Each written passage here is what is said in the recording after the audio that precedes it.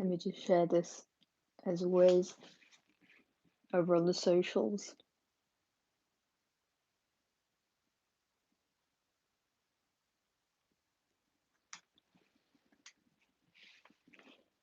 And let's get the chat up here. As every time when I come back to do a live stream, you know how bad I am with them, so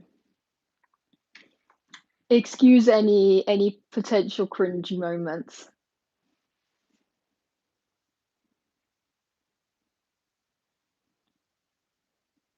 Okay.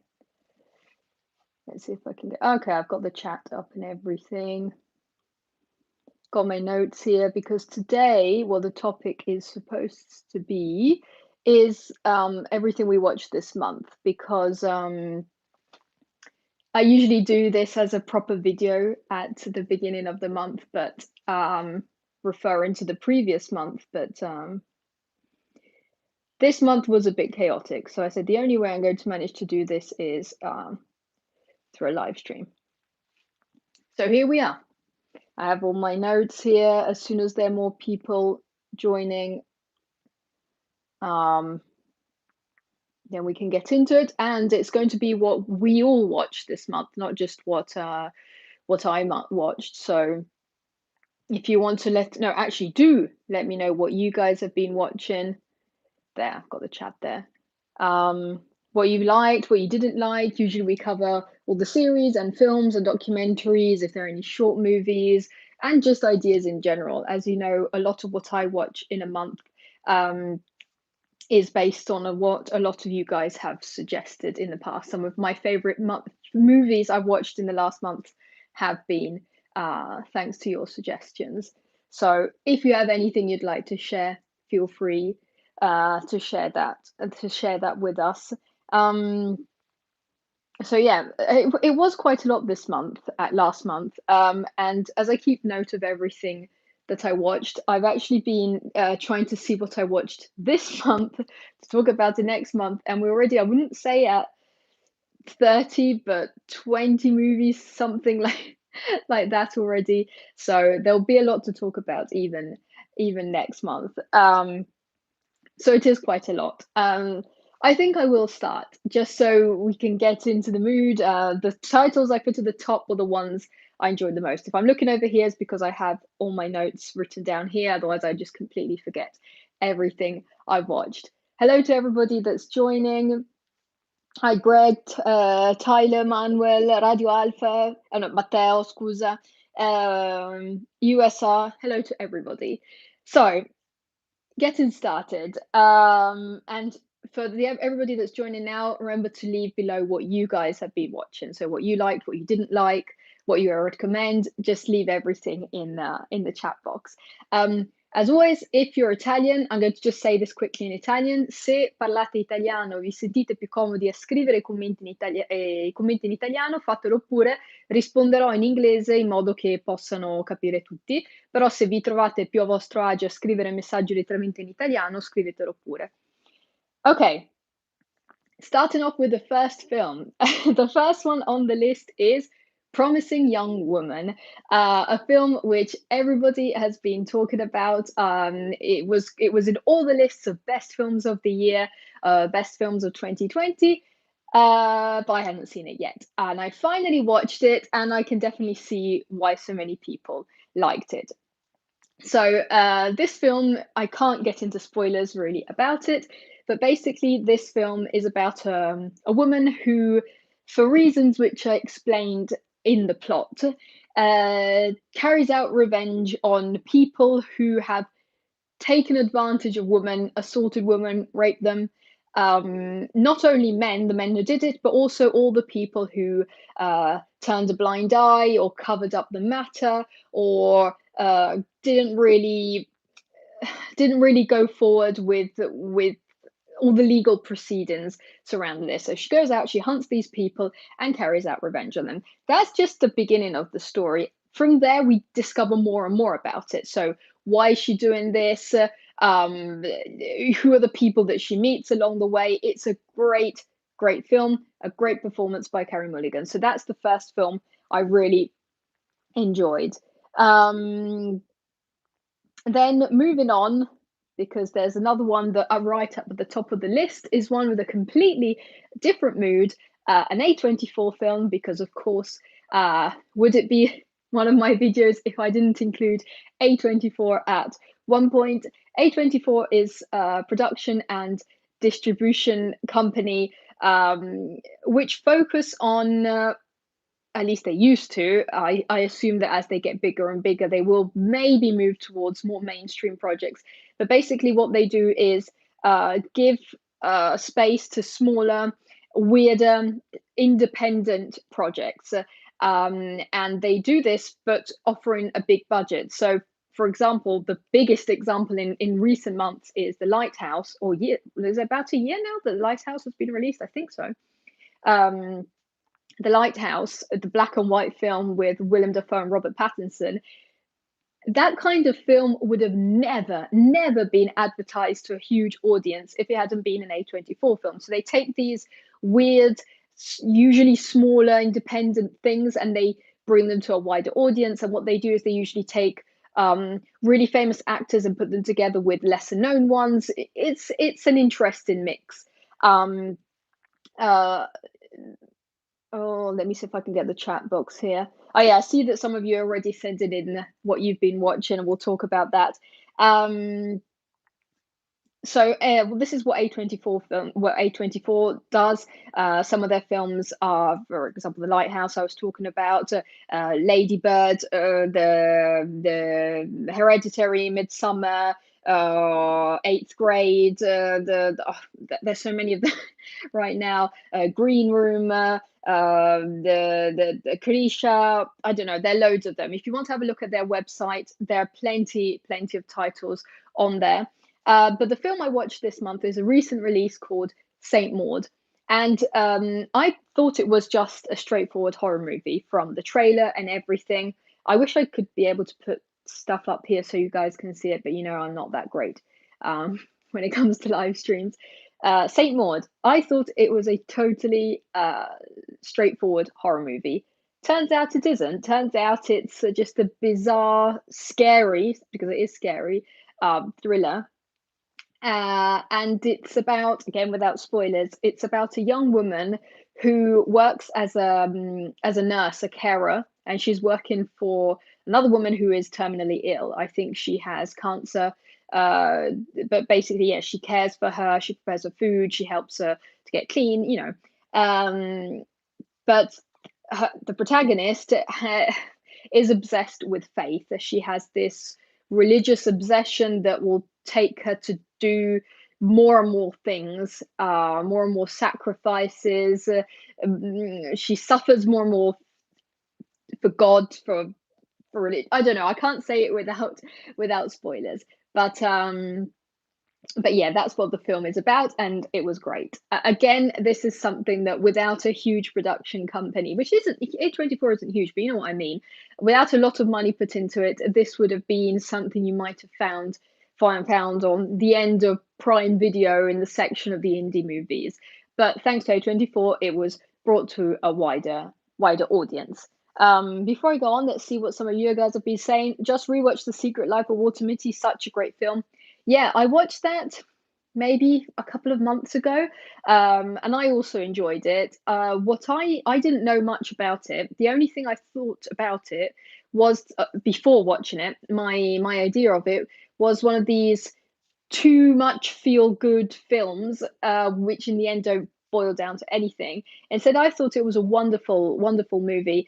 In The Secret Life of Walter Mitty, it's this guy who struggles socially. He doesn't really fit in at work. His co-workers aren't exactly that kind with him. He has these dreams. So if he is in a situation in which he feels awkward with his co-workers, for example, he'll imagine he's this super important, super famous person out on a mission. So he has these daydreams. So it's all a mix between his imagination and what he really does when he decides to push his boundaries, go beyond his comfort zone. So it's a great movie about yeah, going beyond your comfort zone, being confident with who you really are without having to please others.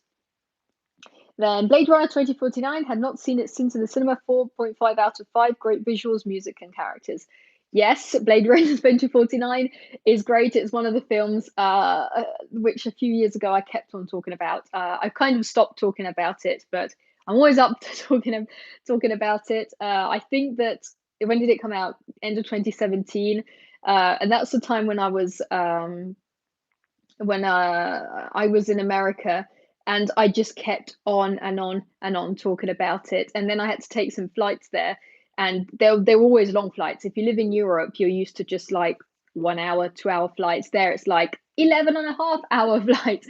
So you get to watch a ton of movies. And I kept on rewatching that on the flights. Obviously, it's not the same on little screen, but then I rewatched it on my computer, then at the cinema. I absolutely love that movie. Um, Let me see if I can, because I think some of the chat is hidden. Let's see if I can get it all.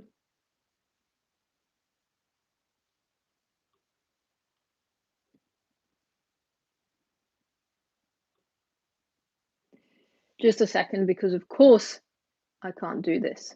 Let's see if I can put you up here. Ah, yes, now I can see you all. Wow, 2 videos today, awesome. Yes, yesterday my Zack Snyder's Justice League video was out. So today the live stream. So yeah, there's plenty going on. If you haven't seen the Zack Snyder Justice League video, it's on my channel. No spoilers. Then some people consider everything a spoiler, but there aren't any great spoilers about the film. In fact, somebody else said Zack Snyder cut took most of my day. Saw it twice. Yeah, because it's 4 hours long. So if you watch that twice, that's basically half of your day. Another person said Snyder cut.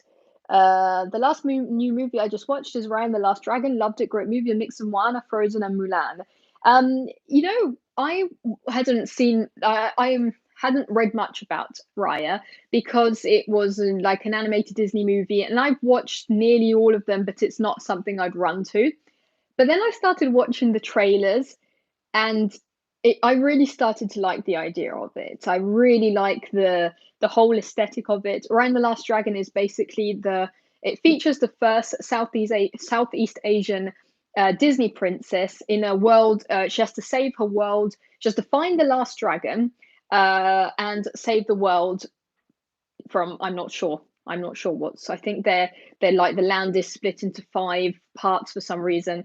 But it looks absolutely great. And Raya, I think, is voiced by Kelly Marie Tran from example, the Star Wars saga. And Aquafina voices Sisu the dragon with her. I haven't seen the film yet, but this is all from the trailers and everything. And she literally, like, I don't know why, but this dragon just feels like that's Aquafina. I know that when they do the voice actors, they kind of, I don't know, the characters kind of look like them in general, if that makes any sense. They try to make them fit voice and image. But anyway, so from those trailers, I got pretty interested into Raya. So I might watch it. Okay, then there's Mank 2021. I actually still need to watch Mank. It's Gary Oldman's birthday today, so maybe some people will be watching that also because to celebrate his birthday. I was actually thinking before about how Gary Oldman, how important Gary Oldman has been for our generation, or, just for cinema at the moment. And I think he will always be remembered as one of the greatest actors of our time. Because for work, I had to do a post about his birthday and so on. So I was looking back at some of his films, like what he had been in, and he's been in so many good films, so many good roles, and so yeah, I think he will be remembered in the very long future. He will be remembered as one of the greatest actors that have worked during our time. And I was also thinking, if Gary Oldman is one of these greatest actors, who are the others? I was trying to think who are the actors that actually like defined our generation. And then, the big names like, I don't know, Brad Pitt and Leonardo DiCaprio. But there are some other actors that I just think of that, even younger ones that grown up will have defined our generation. That was just, sorry, me going on the side. Okay, then before I read some more comments, let's go on with the list because the next film I watched was one that I enjoyed so much. I actually watched it twice, once my own, and then another time I convinced my mum to watch it, and she loved it too. So it's The White Tiger. The White Tiger is an Indian film, but it's made for Netflix in a way which, how do I explain this? Basically, a lot of people don't want to watch, a lot of people in the West don't want to watch Indian films because, apart from the language barrier, maybe they don't want to watch with subtitles. And Indian films maybe sometimes tend to cover cultural aspects that are not often represented in the West. So a lot of people in the West maybe stick to what they're used to. So instead of, so what, yeah, what Netflix did was basically make the Indian movie in a way that also people in the West would like it. They put Priyanka Chopra in it, and she speaks like English, like American English, throughout the film. A lot of it is in English. It doesn't delve too deep into niche topics about India, and I loved it. It's basically the story of a kid who grows up in poverty, and because of this caste system in India, where basically if you're born poor, you're considered inferior to people from a higher up caste. People maybe won't even like touch you. They won't want to do anything with you. They won't want to like marry in different castes and so on. And so growing up, he becomes an assistant driver, basically a sort of servant for this rich family. Um, and as the years pass, so the film shows him from a kid to his adult years. As the years passed, he starts to think more and more about this caste system, about, is this actually right? Is being a servant for these people what he actually wants to do? Because, it's not just cleaning up and driving them around, it's covering up for them, or,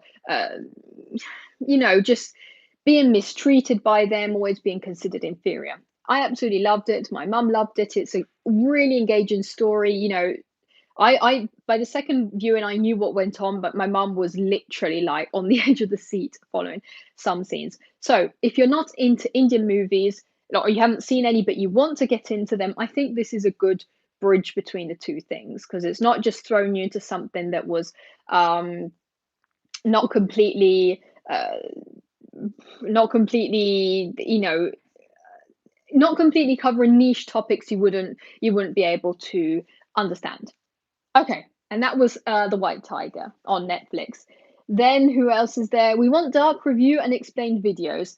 There is a Dark review. There's a review of Dark, the series, on my channel, dating probably back to 2017, 2018, so a couple of years ago, when my videos, not that now they're perfect, but they were a bit odd, I guess. Um, and it's on the first series of Dark, and then I kind of started the second season, but I haven't gone on from there. So that's that. There's that video there. There's not an explanation. I think I still need to understand understand it first before I can actually go on and do an explanation. Just watched Paddington again and the third season of American Gods, which has letting me down more than the second. So Paddington is a great choice. Both Paddington and Paddington 2, I absolutely love these films. They're some of the most feel-good movies in recent years. Paddington Bear is a very famous character in British children's books. I have quite a few of these from my childhood, and he lives with a human family and gets up to mischief. And in this first film is when he actually meets the family. In the second one, more things happen, like he ends up in jail and everything. But yeah, definitely great movies. American Gods, I think I only watched the first season, and I'm not even sure whether I ever finished it. Like ages ago. I remember I liked the first opening episodes, but then I'm pretty sure I never finished it. I never went on to the end. Um, if I'm not mistaken, like, because this is ages ago, American Gods is set in our world, but some people are gods. But they don't look like them, if you see what I mean. They're just in our regular day life. There's also like leprechauns and they're like evil like demons and things. But that was ages ago, so I'm not up to date with that. This is a very vague memory I have of it. By the way, sorry for the day. As usual, I was preparing the kitchen for the live today, carbonara. Thank you. Yes, yes. Manuel always makes pasta whenever there's a live stream, so I'm grateful for that. So then you enjoy it. You enjoy it completely. I'm still awaiting sequel to Tinker Tailor Soldier Spy. Smiley's people. I didn't even know there was a sequel to that coming. I didn't know. If that's coming, a lot of people are going to love that. This is always speaking of Gary Oldman. Tinker Tailor Soldier Spy is a British spy film, which is basically considered a bit like the ultimate spy movie with everybody British that you could imagine in a spy movie. There's everybody in that, you know, Colin Firth and Tom Hardy. Everybody's in that. It's a great movie, but I definitely didn't know they were doing a sequel to that. Daniel Day Lewis, Leonardo DiCaprio, Denzel Washington, Sam Rockwell.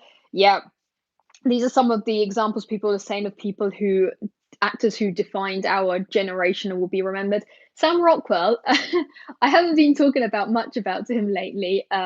He is one of my favorite actors, and I'm in a process of discovering more about him because I haven't watched all of his movies. It's kind of impossible to be up to date about everything, but every single film I've seen with him, like every single performances of his, I've loved it.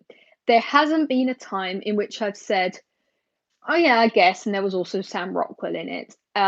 Every single performance he's done, it's just impeccable. He's such a great actor, and the thing that really bugs me is that a lot of people outside the super uh, super film loving community, so just, you know, the average audience doesn't actually know that much about him. I am pretty sure that if he was put up with, you know, other big faces, a lot of people wouldn't be able to like name him or say a film he's been in. Although he's basically within the film industry, he's considered one of the best actors working. Um, so it's a bit of a pity. I think maybe only with like the last Oscar set. When was it that he won the Oscar the last time? Was it with Three Billboards Outside Ebbing, Missouri? I think there people were talking a little about him, but then it kind of stopped. I think maybe the reason why a lot of people don't really talk about him is that he's not that public. Like he does, you know, talk shows and he's invited and he's very funny when he does these things. He's one of those people who are always joking and making fun out of everything. So he's kind of memorable. But apart from that, there's not much that is known about him. There's not all this gossip going around him like as it would be with other big actors. So White Tiger, yes. Joe Exotic. I don't know. Oh, are you talking about the tiger? Joe Exotic. This is, I think, in these days it's been 1 year since Tiger King, and here in Italy we're back again at from the starting point. Exactly 1 year ago, Italy was hit by coronavirus, and we were the first country in the world outside of China to get hit bad, and we were the first to lock down. It was insane. We weren't allowed out of our houses for months. You know, no walks, no going out for a walk and everything. Nothing. Not like the other countries where you could still, you know, see other people and go out, at least do some exercises. We weren't allowed. 1 year later, we're back here. We're not allowed out of our town. I can walk to the end of the street, and that's it. I can't do anything else. Anyway, do you watch anime, Debbie? I do, but not. I am very hipster Western person who likes Studio Ghibli anime. I would love to discover more, and I feel so stupid and ignorant about not knowing that many other titles. So yeah, when I'm always like, oh, Ponyo was a good movie, and Totoro, you know, My Neighbor Totoro was a good movie. But then apart from, you know, the cartoons I used to watch when I was a kid, because here in Italy we all watched anime as kids. I don't know that much. Luckily, with my boyfriend, we are watching. Now we can't even see each other, unfortunately, with this this lockdown, but when we can, we are catching up on a lot of anime because he knows a lot more than I do. Ho recuperato One Day sia serie, non male come miniserie. Matteo, I have never seen that. I'm sorry. So this is in every live stream. There's always me like, I'm not sure because I haven't seen this. I apologize. Okay, let's move on to the next thing I watched, The Vanishing at the Cecil Hotel, also known as the documentary about Elisa Lam.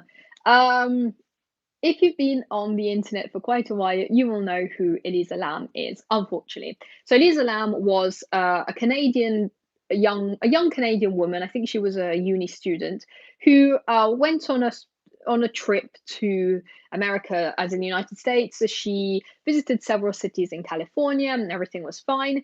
Then she went to Los Angeles, stayed at a hotel, Cecil Hotel, completely disappeared. I'm not going to say what actually happened because then you wouldn't have to see the documentary. I would spoil the ending, but basically nothing good happened to her. And what happened, the one famous thing that happened on the internet was that after her disappearance, a video came out of her, like the last known footage of her is this very creepy video of her in a lift, in an elevator, and she's acting very weird. If you want to go look at this video, you can. There are plenty of these around of people analyzing it and so on.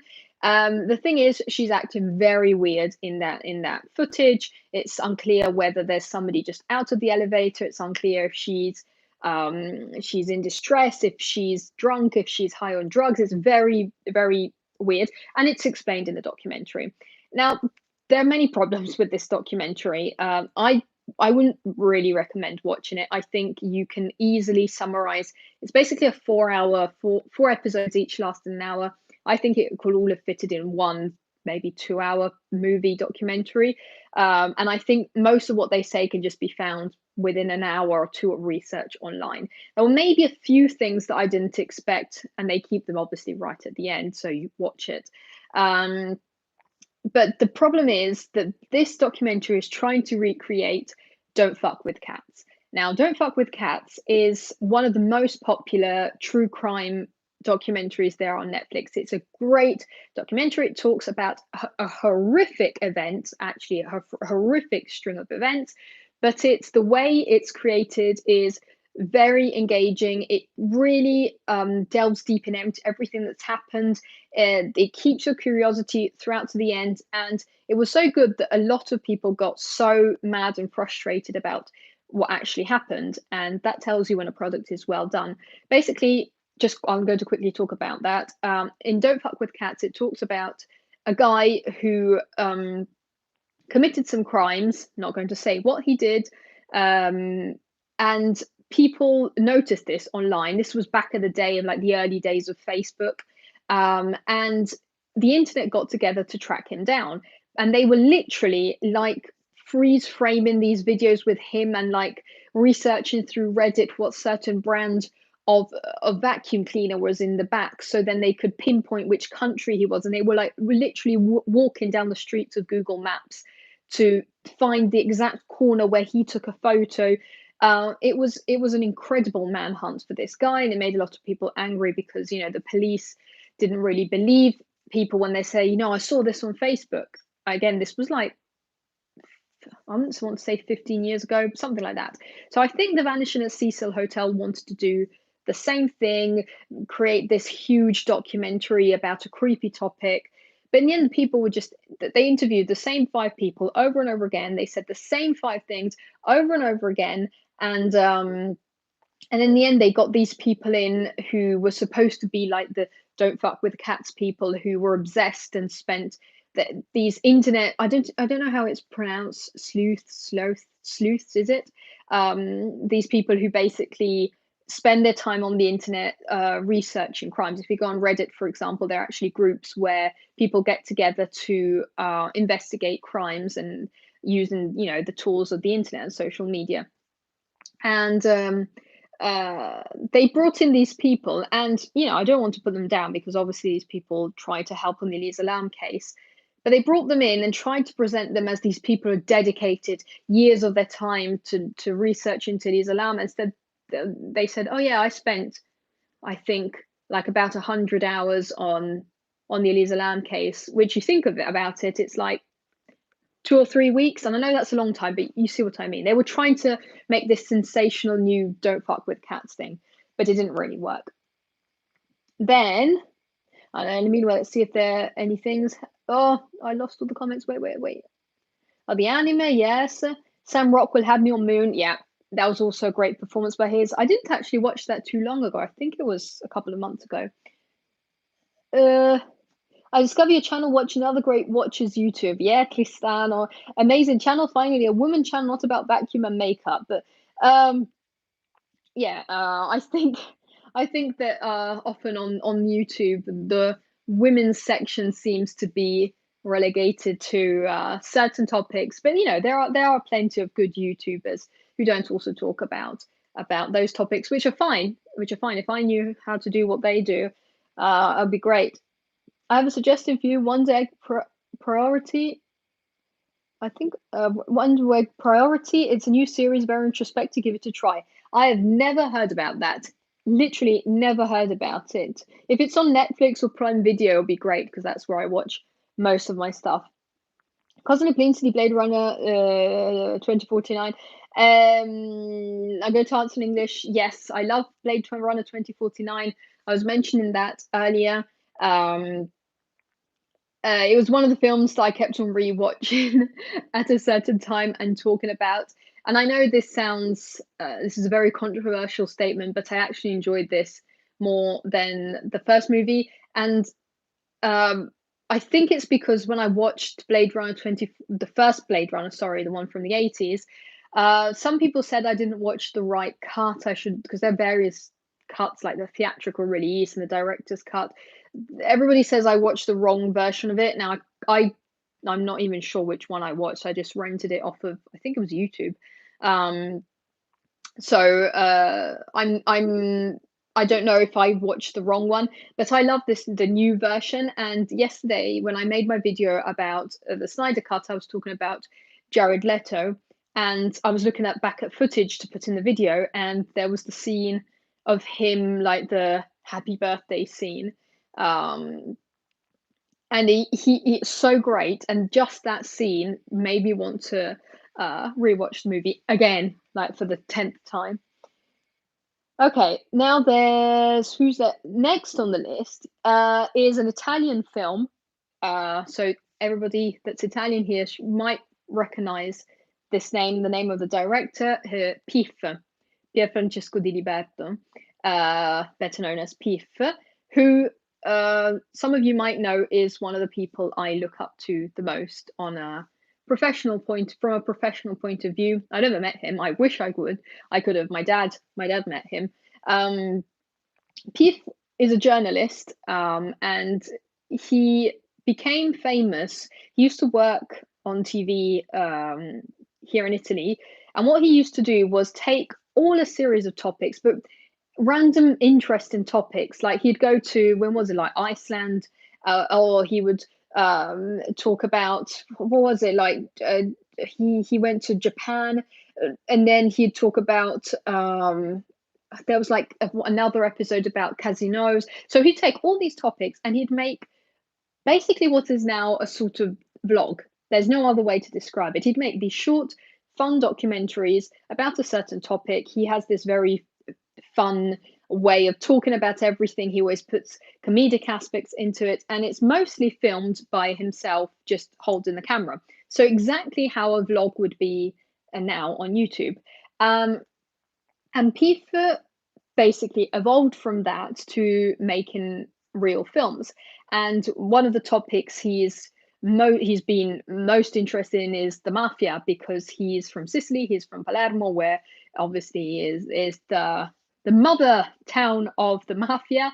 And so he's often made a lot of videos talking about it. And what he does, he takes these very important topics and speaks about them in a manner which is easy for everybody to watch, because a lot of people don't want to watch a full-on boring documentary about the mafia. They prefer to watch a film or a documentary or a short video with Pete in which he'll also make you like laugh about some things. Obviously, he doesn't make fun of the mafia, but he'll present it in an engaging manner, which is in some moments light-hearted, in other moments it's emotional. So he gets the message through. And he's, for example, interviewed Roberto Saviano, the guy who wrote Gomorrah and who's been under the police protection for years because of this. And he's done a couple of films actually about the mafia. But the film I watched this month isn't about the mafia. It's Momenti di trascurabile felicità, which I think in English is translated to ordinary happiness. And the topic is death. It's death, but made in a comedic way. It's the story. He's actually, I'm not sure if Pith directed this or if he's just the actor in this. I have a very big doubt at this moment. Anyway, so he's in this film and he dies, and he goes to heaven. When they go to heaven, they realize, this is without spoilers, but they realize that they didn't calculate what exactly right the amount of time he had to live. They didn't. I think they didn't count in a series of like healthy smoothies or something, and these healthy smoothies were the equivalent of like 2 hours on Earth, the length of the movie, basically. So he's given time to go back on Earth, but when you're given like 2 hours of your life, you start to think about a lot of things. Because he's a father of two like teenage kids, and obviously he's not able to engage that much with them. They give a lot of things for granted. They give his presence for granted. He's never tried too much to interact with them. He rethinks of things he could have done better with his wife. He thinks of the mistakes. He's walking down the street and he sees a friend of his, and he's trying to decide with whom he needs to spend the last moments. It's really funny because they make it in a funny way, but it's also really, really, really heartbreaking. I cried a lot with this film. Another Italian film, before I move on to the comments that I watched, unless somebody's saying something about Pif. Yeah, I like all Pif's movies. Le puntate del testimone, yeah. Sounds incredible. I like that you just mentioned Mafia material. Yeah, I mean, it depends. Obviously, the best thing to do about the Mafia is to actually read up actual material about it. But if you're the kind of person who doesn't have the time or doesn't really want to, these kind of movies help to get the message through in an easier manner. So yeah. I just want to mention another Italian film that I've seen. This one is one I had already seen multiple times in the past, but it was on TV in Italy because it was like the day. I don't know how to say this in English, but it was the day in memory of the victims of the Holocaust. It's La Vita Bella, Life is Beautiful. You'll probably all have heard of this. This is a very famous Italian film. It's basically one of the most famous Italian films abroad. It's the one that won quite a few Oscars, and it's the scene of Roberto Benigni climbing over people's heads at the Oscars. He's literally like stamping on Steven Spielberg's head to get to the stage for the Oscar. If you haven't seen it, definitely recommend it. It's the story of a Jewish family in Italy during the Second World War, when racial laws meant that all Jewish people had to be deported, what basically Benigni is the father of this family, and what he does is he's always this very, very happy person, very positive, and he tries to hide the horrors of the whole situation to his son. Like, he tries to make his son not understand what's going on. He does this already a little with his wife. For example, there's a famous scene when she's at a dinner and he comes in on a horse, and there's like Jew written across the horse. And then in the concentration camp, he pretends it's all a big game, so his son isn't scared of the situation. It's a very emotional film, so definitely recommend it. What's up on the list? Oh yeah, there's a series. I have quite a bit to say about this series. A lot of contrasting ideas. It's The Good Doctor. The Good Doctor. I think so. What the Good Doctor is a medical drama. I don't know how else to explain it. You know, one of these Doctor House kind of Grey's Anatomy when they're all set in a hospital. It's actually created, I think, by the same guy who made Doctor House. But the protagonist is this young doctor. He's just started in this new fancy hospital, but he is also autistic. So instead of focusing more on the medical conditions of the patients, a lot of the topics of the film are more ethical ones. So, for example, the struggles of being considered professional as a disabled person on the workplace, struggles because the co-workers don't want to hand you important cases. They're scared that you won't be able to deal with them. They're scared that you might be too blunt with the patients. And there's also the fact that some people still don't realize that disabled people actually have sex lives, disabled people actually have normal love relationships. So it covers all of that. The medical point of view of this series is atrocious. I don't even think it was the main focus of the series. They do stuff like they had to transplant a liver, and they put it inside the Slurpee ice at a gas station. That's the level of how the medical aspect of this is. And all the patients, all the most important and best moments of the series are basically patients who have ethical dilemmas. My wife is dying, and I need to make this very important choice for her. Should we split these conjoined twins? There's a kid who is trans. Does this kid know for sure that they want to have gender reassignment surgery? What if they think about it again and rethink about it in the future? All these ethical things. So that aspect of the series is great.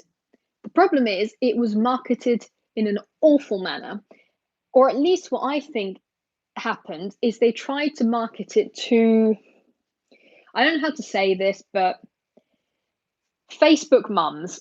I think that's what they wanted to do. You know, those videos on Facebook with that emotional music in the background and with the black bars that say, "She nearly died, look what happened." That was the kind of marketing they went for. As a matter of fact, most people remember the advertisement for The Good Doctor as that scene in the airport where the kid sort of is not the kid, sorry, the protagonist is shown as this guy who it's Freddie Highmore, who's super like savant and super focused, and like he imagines all the organs and the placement of them. So I think it really simplified the concept of autism in the modern day reality and society.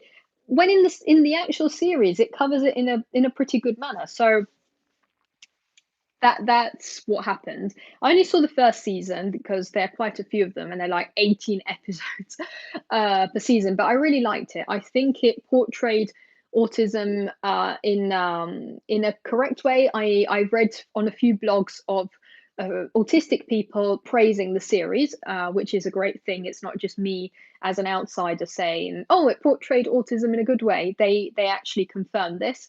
I guess mostly because it's not all about the stimming and the savant part of it. It's about, I'm a disabled person and I watch porn because that's a normal thing that people do. I'm a disabled person and I'm struggling on the workplace because my colleagues don't think I'm responsible enough, and I'm falling in love, and I'm actually wanting to have a relationship as a normal person, etc. So that was The Good Doctor.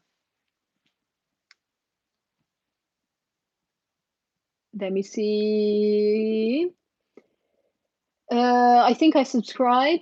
Thank you. Yes, definitely do. Sounds incredible. I like all that you just meant. Oh, that was the comment I read before. Out on the Blast from the Past list, Sphere, a flawed movie, but I really enjoyed the whole premise. And To the Silence of the Lamb, great thriller and captures 80s movies making so nicely. Yes, so Sphere, I haven't seen it, but Silence of the Lambs, I love it. I love the whole Hannibal trilogy. Um, I've talked about this quite a few times about like even the silent, the red dragon. All three films are absolutely great. The books are great. It's a trilogy about a serial killer, and multiple actually serial killers turn up at one point. And the detectives who are working on these cases. And Silence of the Lambs is a woman from the FBI. I don't know what her ranking is. An FBI agent who's investigating a case of this killer. And what she does is goes and talks to Hannibal Lecter, a former serial killer who's in a maximum security prison because she wants to understand how the criminal mind works by speaking to him. It's basically the predecessor of Mind Hunters. Obviously, all these really creepy interactions with Hannibal the cannibal, but it's a great, great, great movie. And I discovered that there's a series now about Clarice, about the FBI agent. I discovered this literally like 2 weeks ago, but I think it's something that's only available in America. Probably you can get it here on demand somehow. I've discovered that if you're willing to pay, you can see everything. Even Justice League was supposed to just be on HBO Max, but then like they were like, you know what? If you want it, just get Sky in Europe, and we'll let you see it. So yeah. Tu sono ebrei. I feel that. What do you mean? David, but did you manage to see La Famosa Invasione degli Orsi in Sicilia? No, I haven't. I am guilty. I still have to watch it. I saw New Amsterdam, a very beautiful series. I've never heard of that. Is it about New York? Because New Amsterdam, I think, was the old name of New York. I'm glad you mentioned The Good Doctors. I've seen all the episodes. I felt it was getting a little political, but the very last episode themes I loved so much. Yeah, in some moments it does get a bit social justice warrior-y, if that makes any sense. Like they'll just it gets to the limit where you're like, just how many ethical issues can come up in one day in a hospital? Like every single day there is something to discuss about and some food for thought to take home, which I don't think would happen in every hospital. But I do think it was interesting. It's just different from other medical dramas. Uh, they all have their own thing. You know, Grey's Anatomy is about all the love things and the drama between all the people. Doctor House is about getting the weirdest cases possible and this group of friends and lovers, etc. The Good Doctor is more about the ethical questions. Honestly, every effing American medical series drives me nuts. It's hilarious that people die because can't afford a dose of insulin, and these idiots play the good guy parts. Um, I guess that's the problem of the American healthcare system. But um, for example, as I brought up Doctor House, there was actually one episode back at the time where they did cover this aspect of private healthcare in America and not having insurance, because I remember like a person was brought in and Dr. House was like, well, we have to cure them, and they didn't have insurance, and there was this huge discussion about, you know, why can't we cure him if he doesn't have insurance? Like, what we do, that thing there. But of course, if they're set in America, that's the reality of the of the situation. And in The Good Doctor, this is coming from a person who lives in Europe, where we don't have to pay for our medical bills unless it's something that we could have easily avoided going to the hospital for. If I'm going to have some sort of treatment just because I wanted to have it, I don't have to pay for it.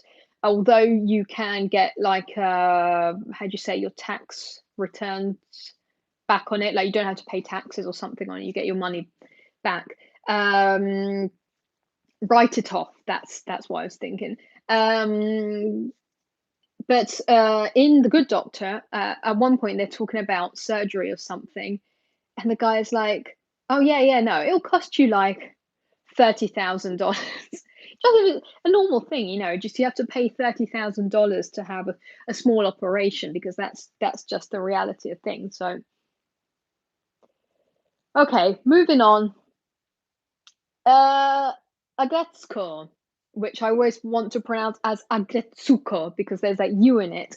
Um, so this is the third season I watched. This is an animated, it's a Japanese animated series. It's from Sanrio, which is basically the company that's famous for Hello Kitty, but it's a very different thing. Um, I love it. If you have the chance, watch it. These are very short episodes. They're like 15, 20-minute episodes. So it doesn't take up that much of your time. It's basically set. I really wish I could put images up of this, but if we were on Twitch, I could do this, but I haven't been doing Twitch for ages. I don't even remember how OBS works. Um, it's set in like as if it was a real world. It's just like a big city in Japan, and all the characters are animals, like all types of different animals. The main character, Retsuko, I think she's a red panda. She works as an accountant. I always imagine her as being more or less my age. She's just like this young woman.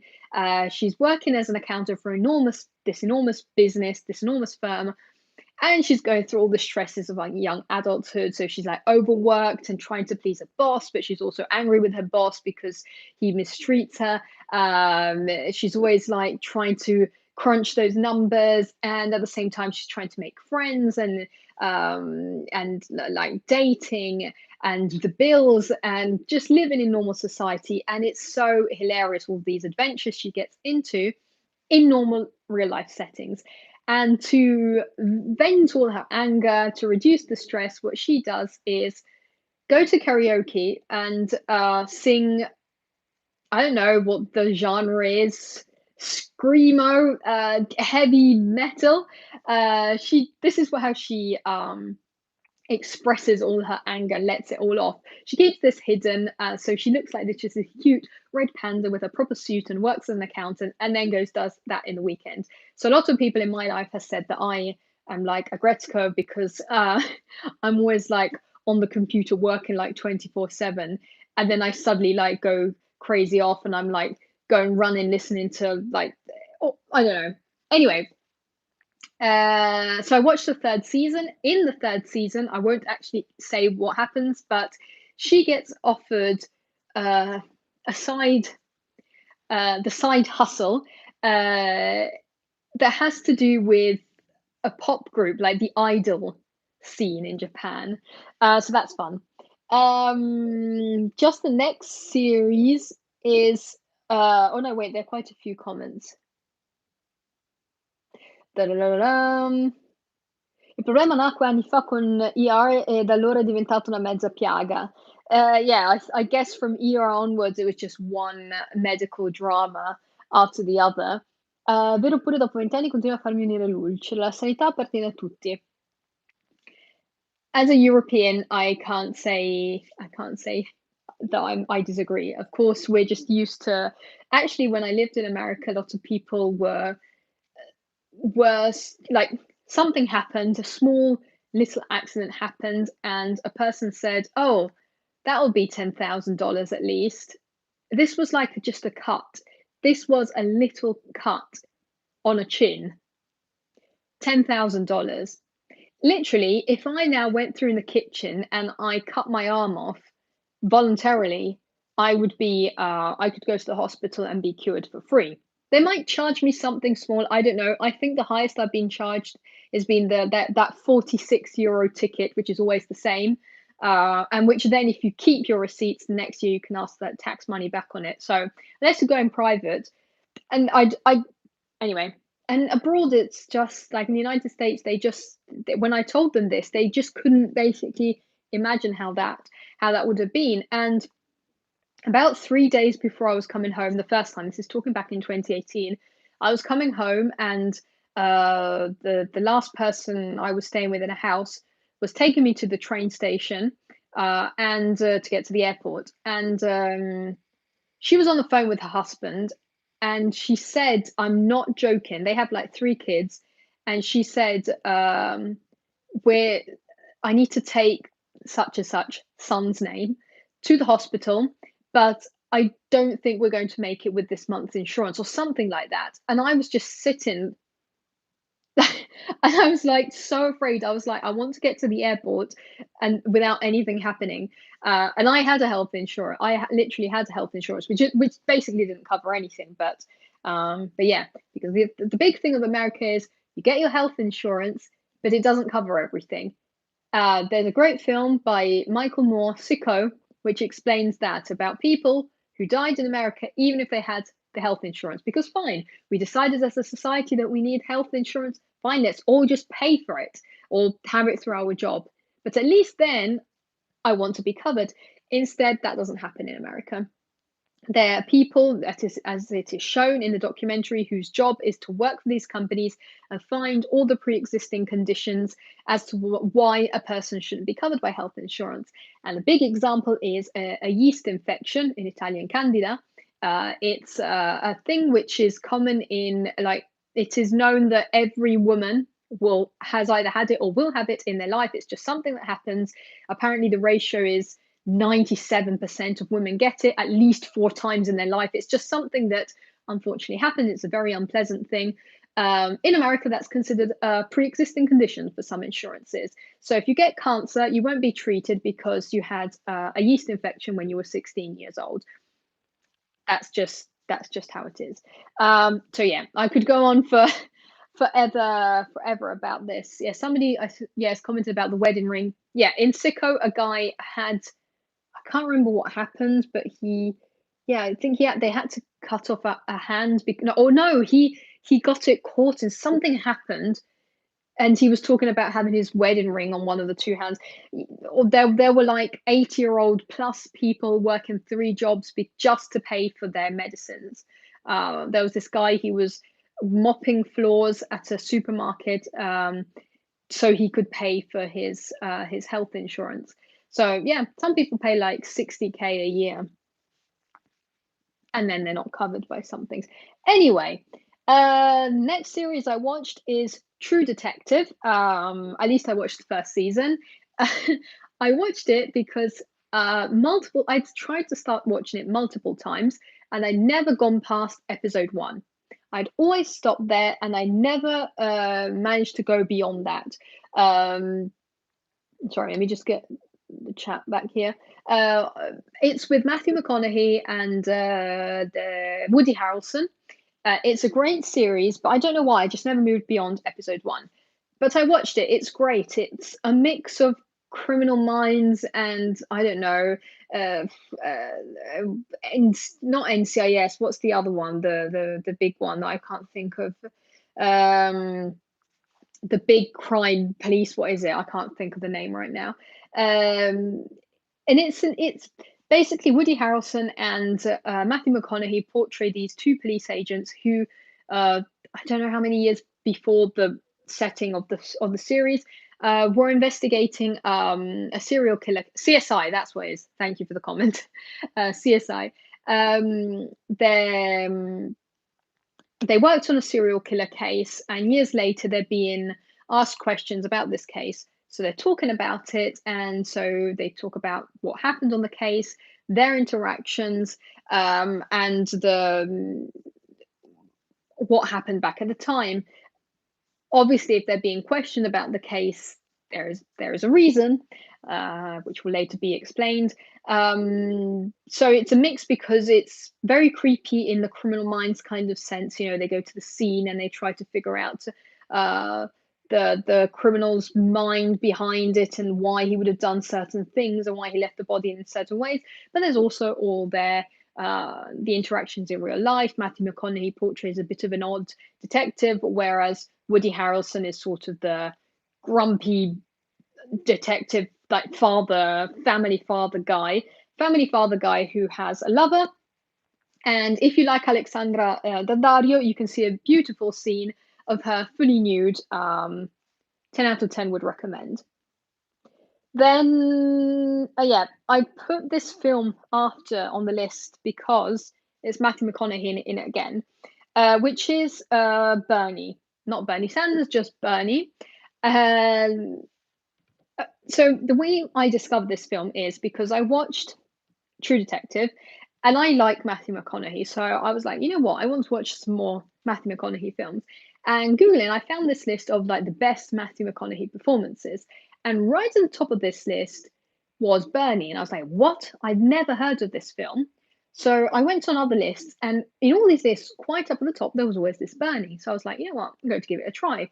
Uh, it's with also Jack Black. Jack Black plays a mortician, I think is the correct term, um, who is very popular in his community.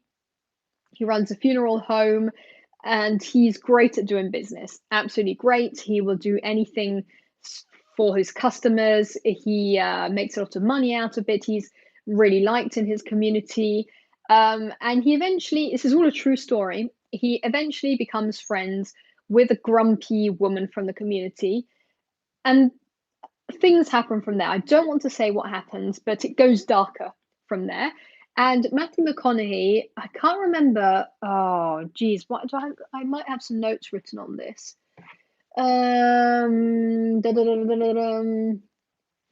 Yeah, he was the not the lawyer. How's it called? The attorney, the district attorney, who always knew that there was something dodgy in the series. Sorry, in the series, something dodgy in what Jack Black was doing.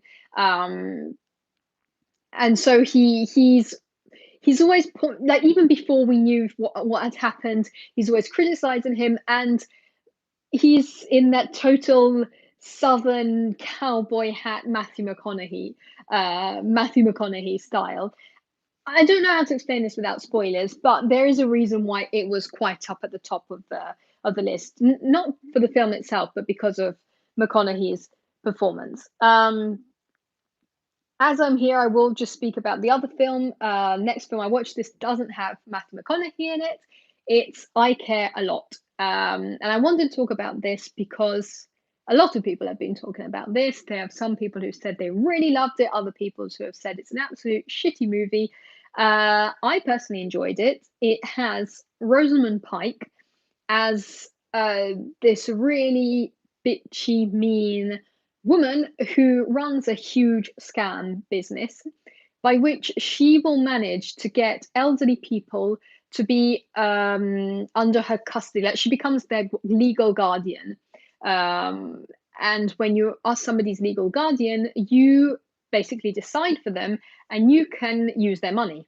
They're basically considered as kids, as underage kids, or as mentally people who, how to say this, people who wouldn't be able to run their business, their life, their money, etc., etc. So she does it for them.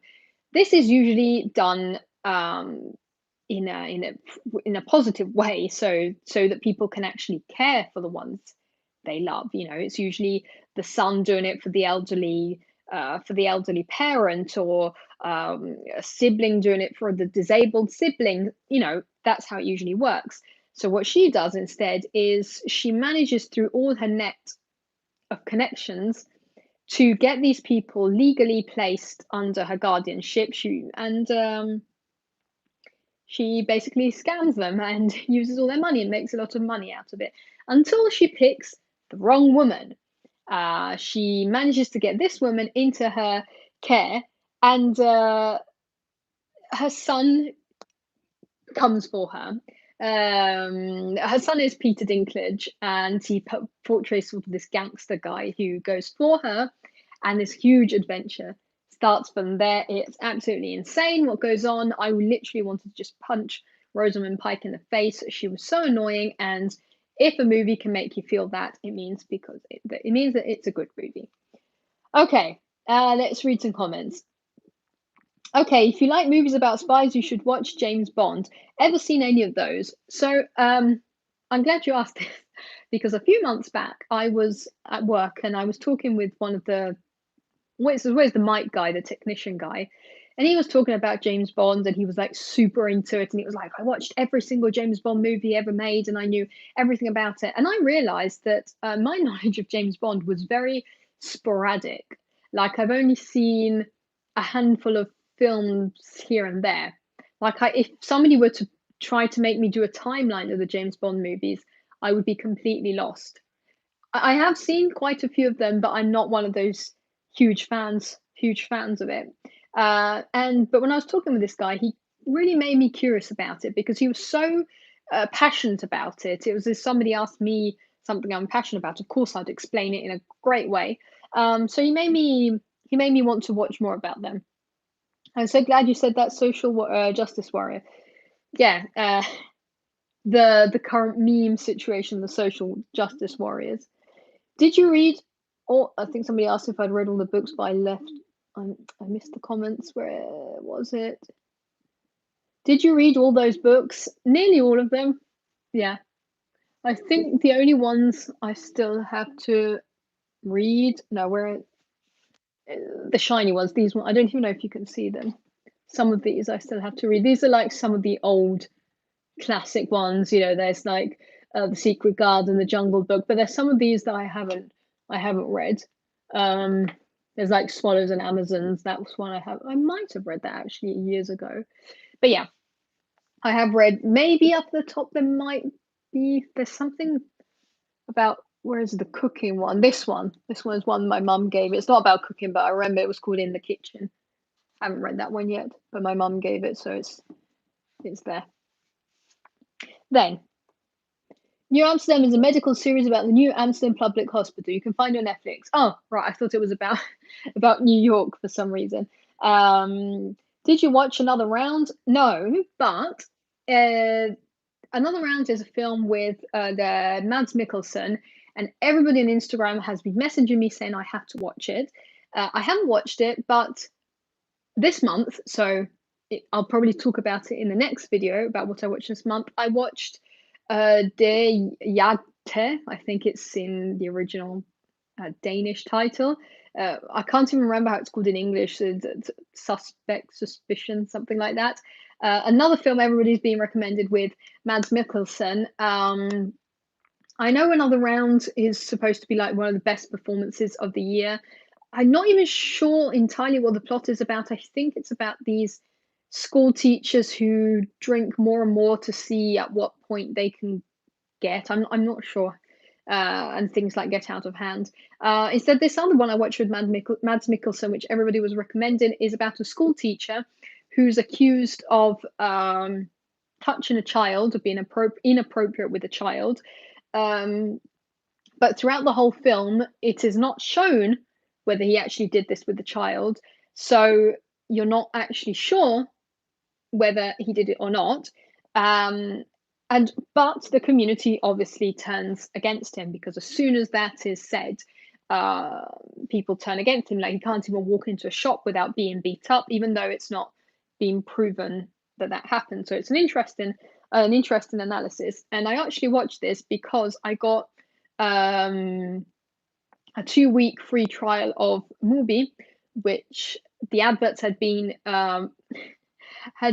following me for months on YouTube, and I did the free trial of it. It's like an add-on you can get on Prime Video, and what they offer is, how do I explain this? Like curated movies you'd rarely find on mainstream streaming platforms. There's a lot of foreign stuff that isn't even dubbed. And that is where I found this film. I don't think I'll keep Mubi after the 2 weeks trial, because in the end there actually isn't that much on it. But I found some other films. I watched Rafiki. I will talk about that in the next video. Next up we have the new Studio Ghibli film, Earwig and the Witch. I actually wanted to make a full standalone video on the topic, but I never got the time to do that. So there's a lot to say about this film. I really wish I had images to put up, but every animation company tends to follow a line, like a genre, an aesthetic. The Illumination has all like the Minion kind of thing. Laika has its sort of thing. Pixar movies have their aesthetic and look. Studio Ghibli has, since the 80s, has its very specific aesthetic, and it's what made them so one of the reasons why they became so famous, why they became so popular. They won so many awards. Um, every film looks like a very detailed painting. Everything, even in the farthest details of the background, is minutely curated. The dialogues are both funny and witty, but they also make meaningful, and the storylines make something really simple become an epic adventure, and that's why everybody liked Studio Ghibli. Then Earwig and the Witch came out, this new 2020 movie, 2021, sorry, and it is completely different.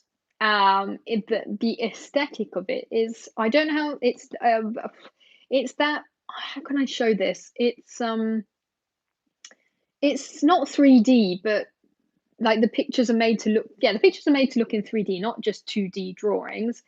And not only that, the quality is very bizarre and bad. It kind of looks, a lot of people have said this, like those bad animations you find on Facebook videos. I don't know how to explain this, but the look was just weird, totally weird, completely different. And the thing is, changing is fine. Obviously, if you take a Pixar movie now, it's not going to look like what a Pixar movie used to look like 25 years ago. But you can't expect diehard fans of Studio Ghibli to suddenly love something so different. In addition to that, the story isn't that good. Basically, in Eowig and the Witch, this little girl is adopted by a family in which the mother is a witch and the father is a sort of like another magical creature, and she's locked in this house. She has to work for them, um, and has to make her way out. That's it. Nothing more than that. Usually, even the most simple Studio Ghibli film has a huge plot, a huge interesting storyline. You actually fall in love with the characters. They become these legendary things. I mean, Totoro is one of the most recognizable film characters ever, not only of animated films. A lot of people have said that this is because it was created by Miyazaki's son. Now, Miyazaki is one of the two founders of Studio Ghibli. He's the name on many of the most famous Studio Ghibli movies, and his son made this. So people are saying, "Oh, it's a different style because it's not him." But usually with animated films, it's not just one person; it's an ensemble of things. Anyway, understandably, a lot of people didn't like it, not only because of the pictures, but of the images, but just because of the storyline in general. And now, what I'm curious about is that Goro Miyazaki, the guy who did this film, had already done another Studio Ghibli film called the Tales from Earthsea. I haven't seen it yet. Now, rumors has it that his father actually walked out of the theatre during the screening of that movie, but then people denied it, saying he had gone out for like a cigarette break or food break or whatever. Other people are saying no, he walked out because he hated it. I don't know. I'm curious to see. It's not in it's in kind of, from what I gather from the usual regular Studio Ghibli look. I don't know.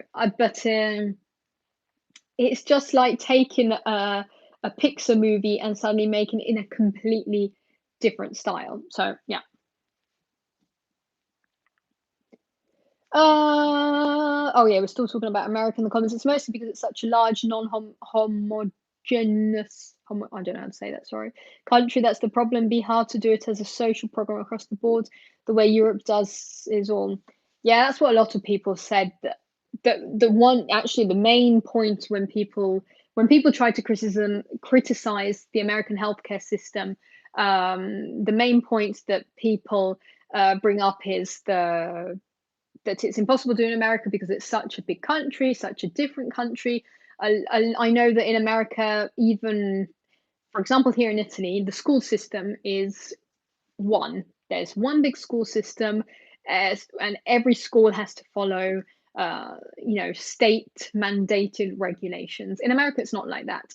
Every district organizes its own school, because otherwise there'd be no way to do this at a national level, because you're talking about neighborhoods in which there are predominantly, if not mostly, people from Hispanic communities. Then there's, like, I don't know, Hawaii and Alaska, and then New York, and then somewhere in the middle of Ohio.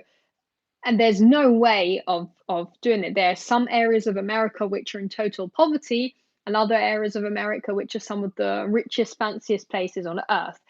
It's not like in Italy, where there are differences between the north and south, but from a cultural point of view, we are more or less the same. And people are saying, if that's just for the schools, imagine from a healthcare point of view. That's true, that you can't maybe have a unified healthcare system. I'm not going to get into this, but even if, okay, we decide we all have to have a healthcare insurance, at least that insurance covers most of the stuff. Yeah, the price thing is ridiculous. I fully agree.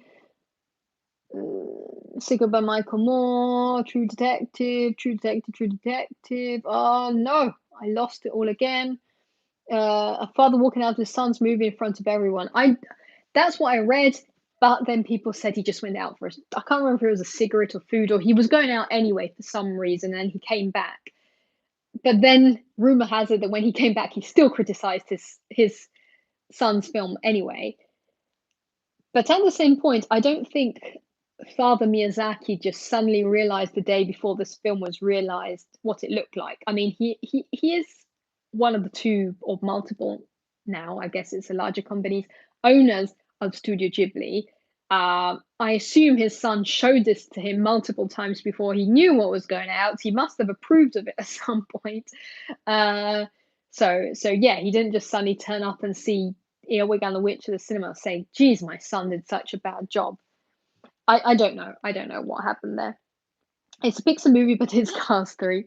I still recommend checking out the Dust short film series teaser idea channel on YouTube.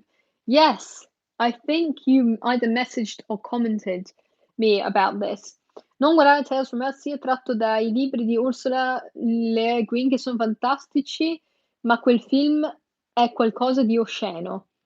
Okay, so that's the confirmation that Goro Miyazaki didn't do anything good even on the first movie. So maybe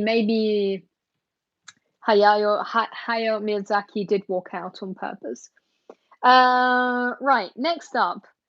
I wonder how long we have left. No, quite a few more movies. Next up is Rock and Roller, and I watched this because the previous month I'd watched The Gentleman by Guy Ritchie, and I was looking for something along the same lines. Now, Guy Ritchie likes to do these movies, very British movies with these witty dialogues, very dialogue heavy, but also a bit of action. It's like the cool gangster look. And in Rock and Roller, he basically put in anybody British he could find who could kind of look like a gangster. It's a great story. There's like these Russian guys involved in it, and a very expensive painting, and these guys have to do this job, and Thandie Newton gives them a job to carry out, and there's a lot going on. It's a great movie, great dialogues. If you like The Gentleman, you'll also like this, although it's from many years ago, so it's probably way more famous than Gentleman. Then I watched Moneyball.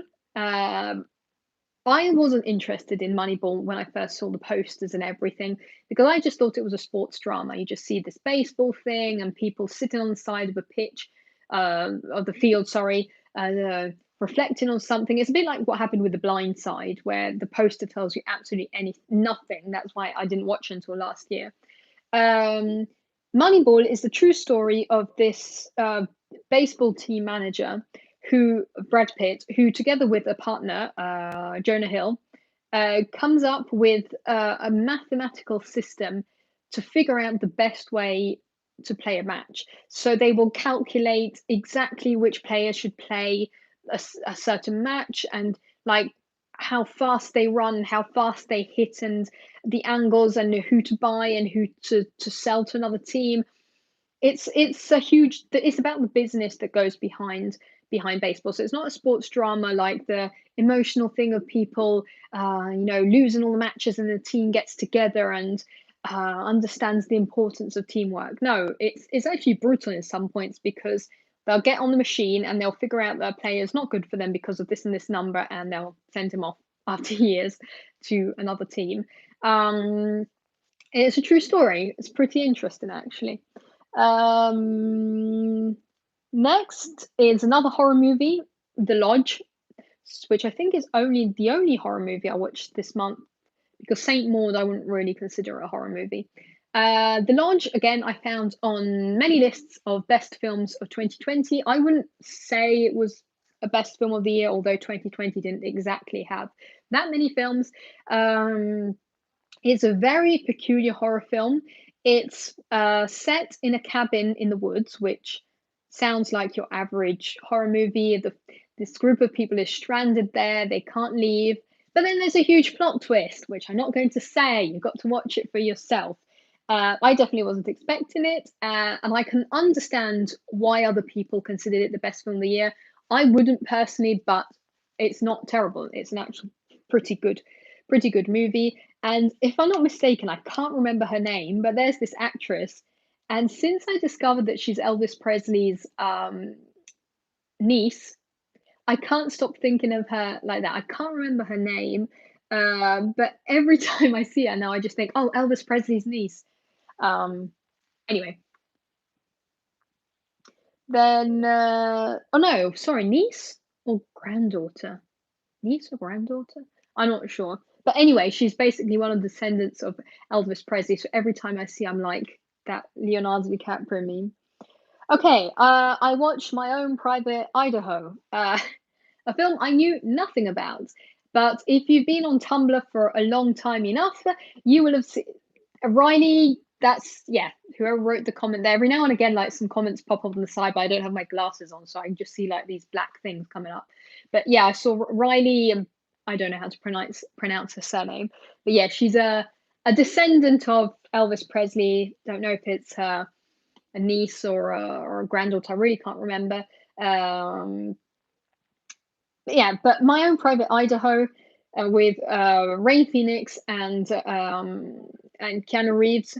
I knew nothing about this movie, but as I was saying, if you've been on Tumblr long enough, you will have seen this movie come up all over the place. It's always in GIFs and everything.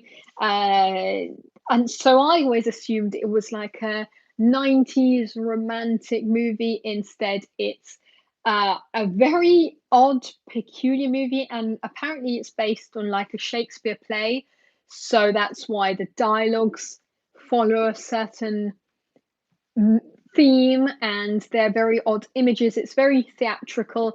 It's basically these two guys who are dealing with their own issues, and then they go on this huge journey. At one point, they even end up in Italy. There's like River Phoenix actually saying a few words in Italian, which I thought was cool. Speaking of River Phoenix, last year I went to his sister Rain Phoenix's concert in New York. It was a beautiful thing. There were very few people. I met and I was able to speak to her after the concert. She gave us a gift and everything. It was really nice. And it was basically because she made an album dedicated to her brother who died in the 90s. And that same day, that same morning, I discovered that somebody in my family had passed away, and I was on the other side of the world, so of course I couldn't come back. And so going that same evening and hearing her talking, like singing about death and pain and grief and what happens beyond was beautiful. It really was. Anyway, before I get too emotional, next film up is Moonwalkers, a film which I watched one day on the train because I didn't have anything else to do and I was trying not to fall asleep. This film is about a very famous conspiracy theory. So since the 60s, there's been this conspiracy theory that men didn't actually go on the moon, and this conspiracy theory, was then enhanced by the fact that Stanley Kubrick around the same time, made 2001: A Space Odyssey, and for back at the time, those were pretty good effects, like people walking on the moon and the space, and uh, people put two and two together, and they were convinced that NASA had paid Stanley Kubrick to make the moon landing video, and some people still believe that today. And so, Moonwalkers, this film is the story of NASA uh, actually contacting Stanley Kubrick as a comedy, and asking him, sorry, to make the moon landing video just in case the moon landing goes wrong, because they couldn't. During the Cold War, they didn't want to show the Soviet Union that they had failed. So, like, just in case it doesn't work, please make this video.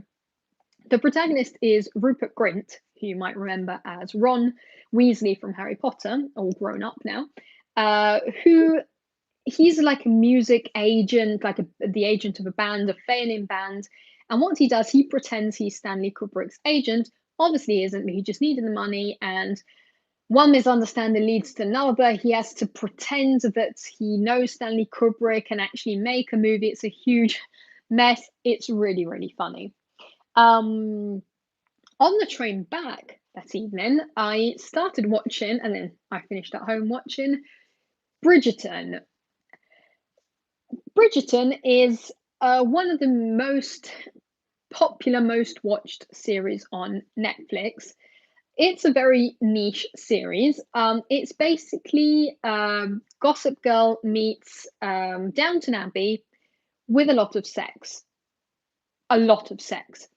It's set in, what is it, the 1800s or late 1700s, I'm not sure, sorry. And it speaks about these women who are trying to find a husband, the perfect husband, or mostly it's their parents, their mothers, who are trying to find the right husband for them. Otherwise, they would be a complete failure in society, and you won't be anybody without the right man with you, okay?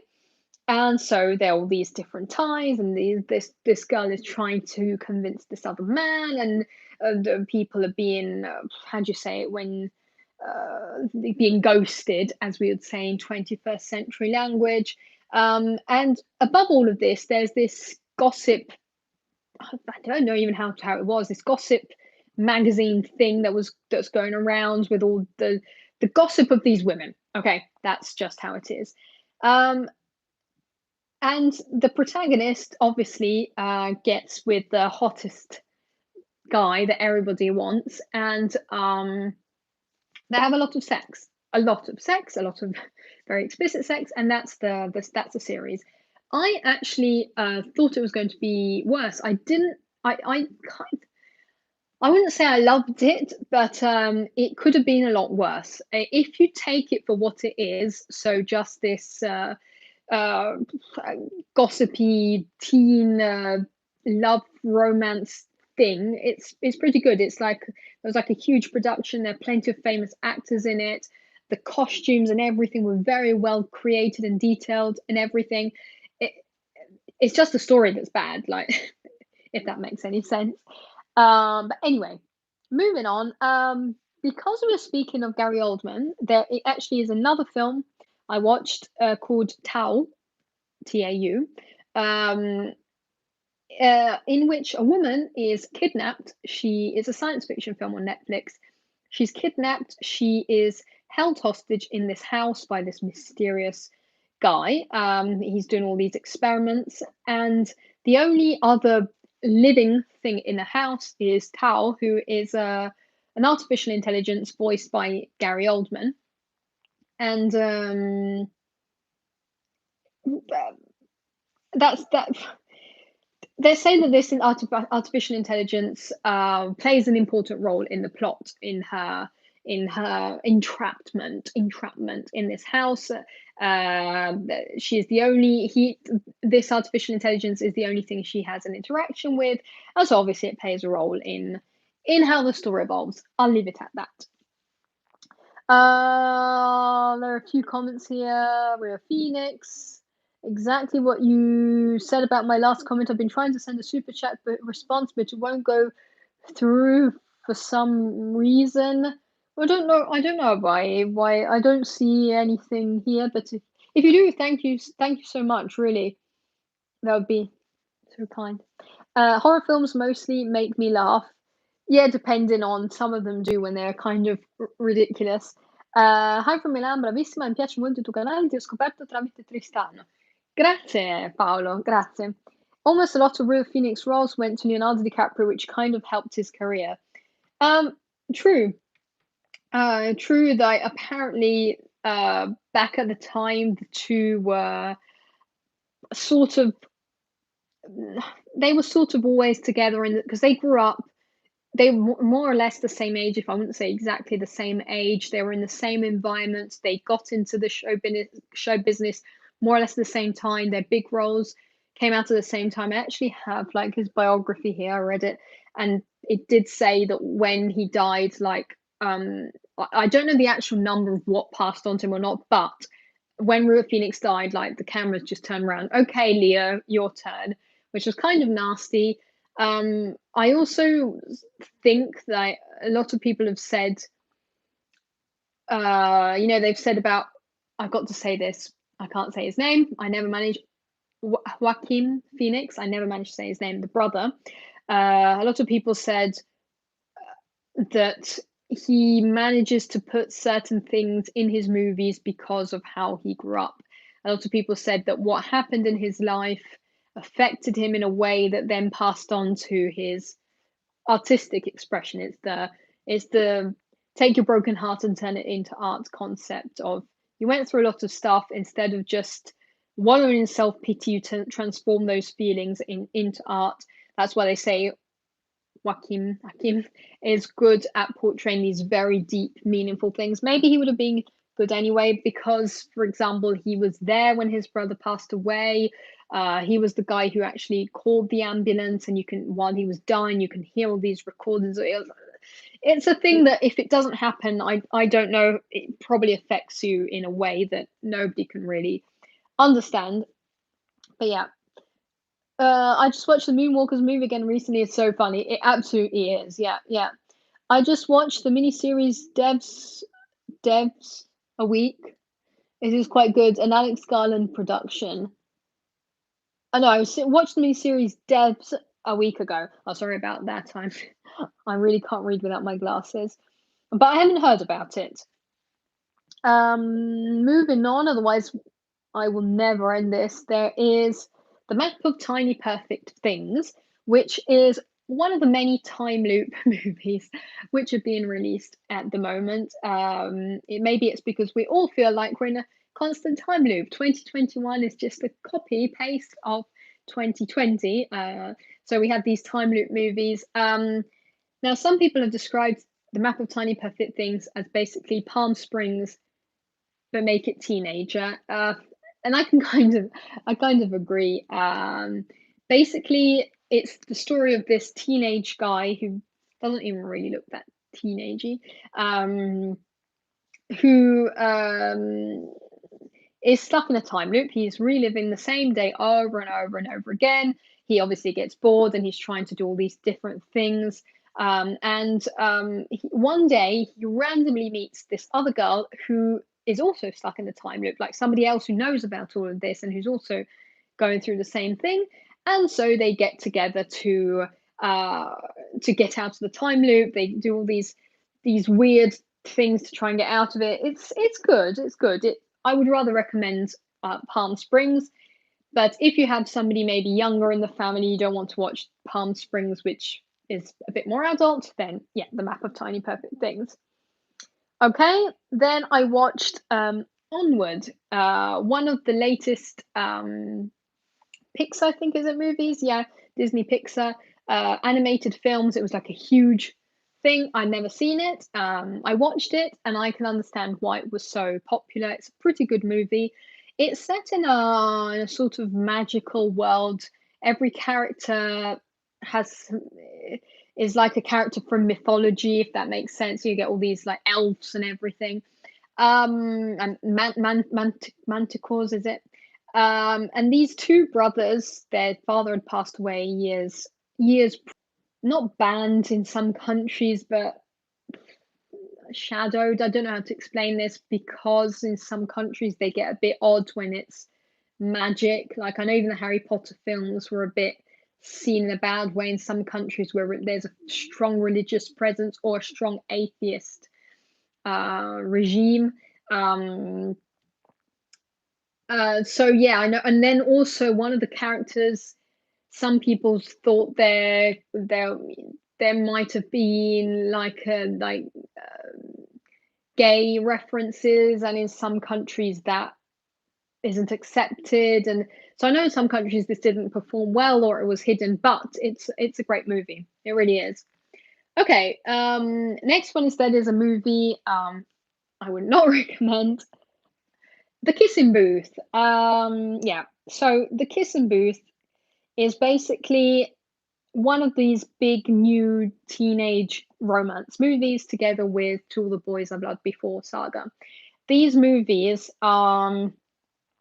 yeah, basically the teen romance comedies for the teenagers of today. One thing I noticed with these films is how much cleaner they are compared to what we used to see back at the time. We were definitely exposed to stuff at a young age. These tend to be pretty clean.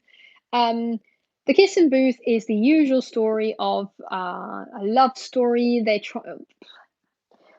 The usual trope of we have to keep this love story secret until it actually comes out, and it's a huge disaster, and then we get back friends again. Basically, two best friends, girl and boy. She starts dating the boy's brother completely without telling him anything until he finds out. I don't even really want to talk about it much. I would definitely not recommend this film. Then we have Love and Other Drugs with Jake Gyllenhaal and Anne Hathaway. This is a very popular film. For some reason, I never got around to watching it. It's the story of this couple. Anne Hathaway's character has I can't remember if it's, why do I forget what she had? Was it Parkinson's? I think she has. So she has a progressively degenerating long-term illness, which she knows that later on in line will not be debilitating, but it could get worse and worse.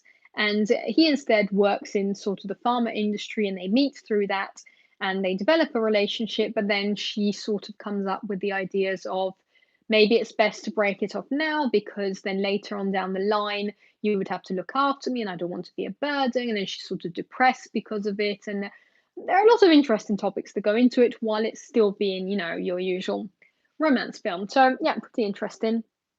Then I watched I already talked about Love of Other Drugs, A Life of Pi. That's another great movie I'd never seen. Life of Pi with Irfan Khan, an Indian actor who unfortunately passed away a few months ago, and only now I'm realizing just in how many movies he was. It's the story of this guy who, for a series of reasons, ends up stranded in the middle of the ocean on a lifeboat with a tiger. The odds of that, because the ship they were on was carrying a series of animals.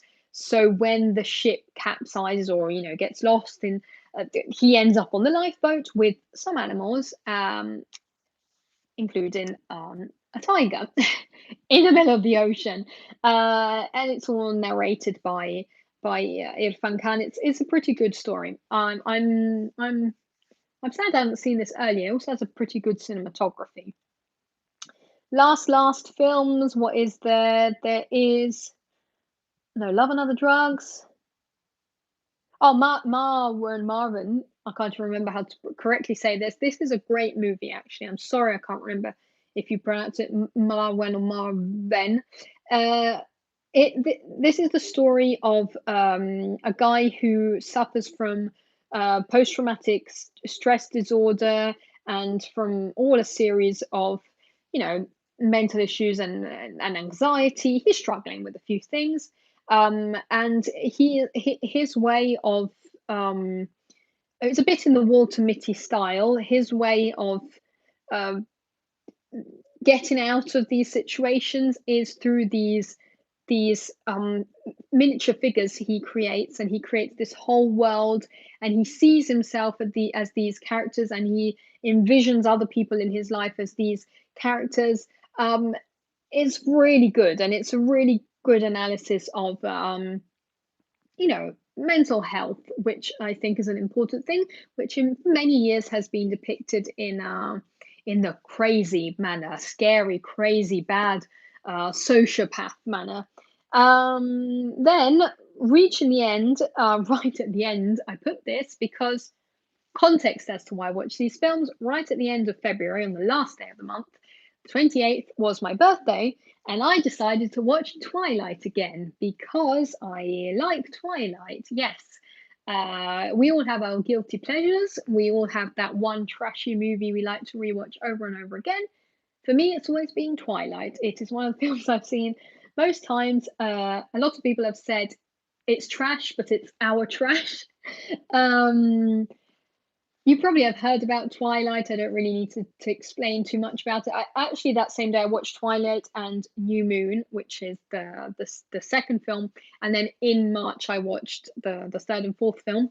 I'd already seen these multiple times, but I just rewatched them.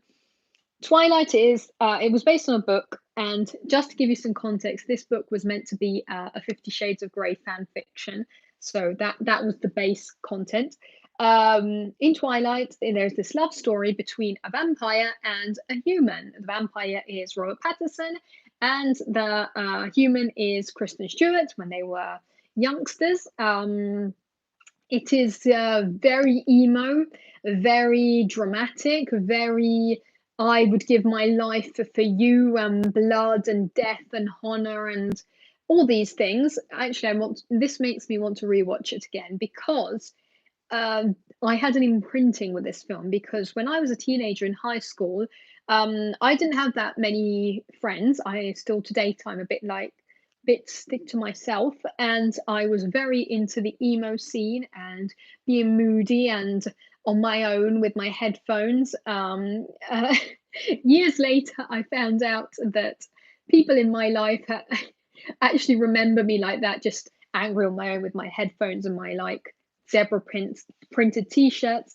And what I'd spend my time was watching films and listening to Paramore and Blink 182 and Green Day, which I still do now, 10 years later. So obviously I was super into all that emo, Tumblr, netlog, early internet, YouTube tutorials on how to dye your hair scene, and everything was about blood and death and vampires. It really was. It was all about that. And so obviously this was the most emo book you could ever get your hands on. And so we all loved it. My friends and I, we absolutely adored it. And then they made the film, and it obviously was this huge thing. And then you put Robert Pattinson and Kristen Stewart were the hottest people you could get at the time. And we all just had this imprint and this love for the film.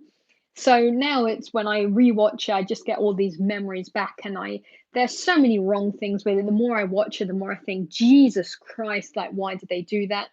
Edward is so wrong in so many ways. Robert Pattinson, in every single interview he's ever done after that, has basically just shit talked about Twilight. It made his millions, but the good thing is that the bad thing was that everybody just associated Robert Pattinson to that. The problem wasn't Robert Pattinson. I've said this a million times. The problem isn't Robert Pattinson. The problem was the context. It was the film and the script and dialogues. Those were awful. He just had that to work with. What else could he have done? And also, it was his second or third film role ever. What was he supposed to do? Suddenly turn up and be I don't know, Denzel Washington? Obviously, he wasn't that experienced, and given the material to work on. Anyway, after these films, he still did, a couple of cringy, remember me kind of films. And from there, that's when the big choice came. It was either I can keep on doing this and making millions being the heartthrob, or I can start working on good projects. And he did that. And it took him longer. He could have made so much more money staying in the teen love romance business, but he didn't. He stopped doing that for a while. He wasn't even in films, and he only did very few random movies. And now he's back, and he's considered one of the best actors working. He'll be the next Batman. So that definitely paid off. Yeah, yeah. Gary Oldman's birthday today. Yes. Twilight books are really decent despite what the math says. The problem is that different target collide. That's right. The Twilight books, I made a video about this called Why Twilight Was Perfect. Twilight is a very specific work.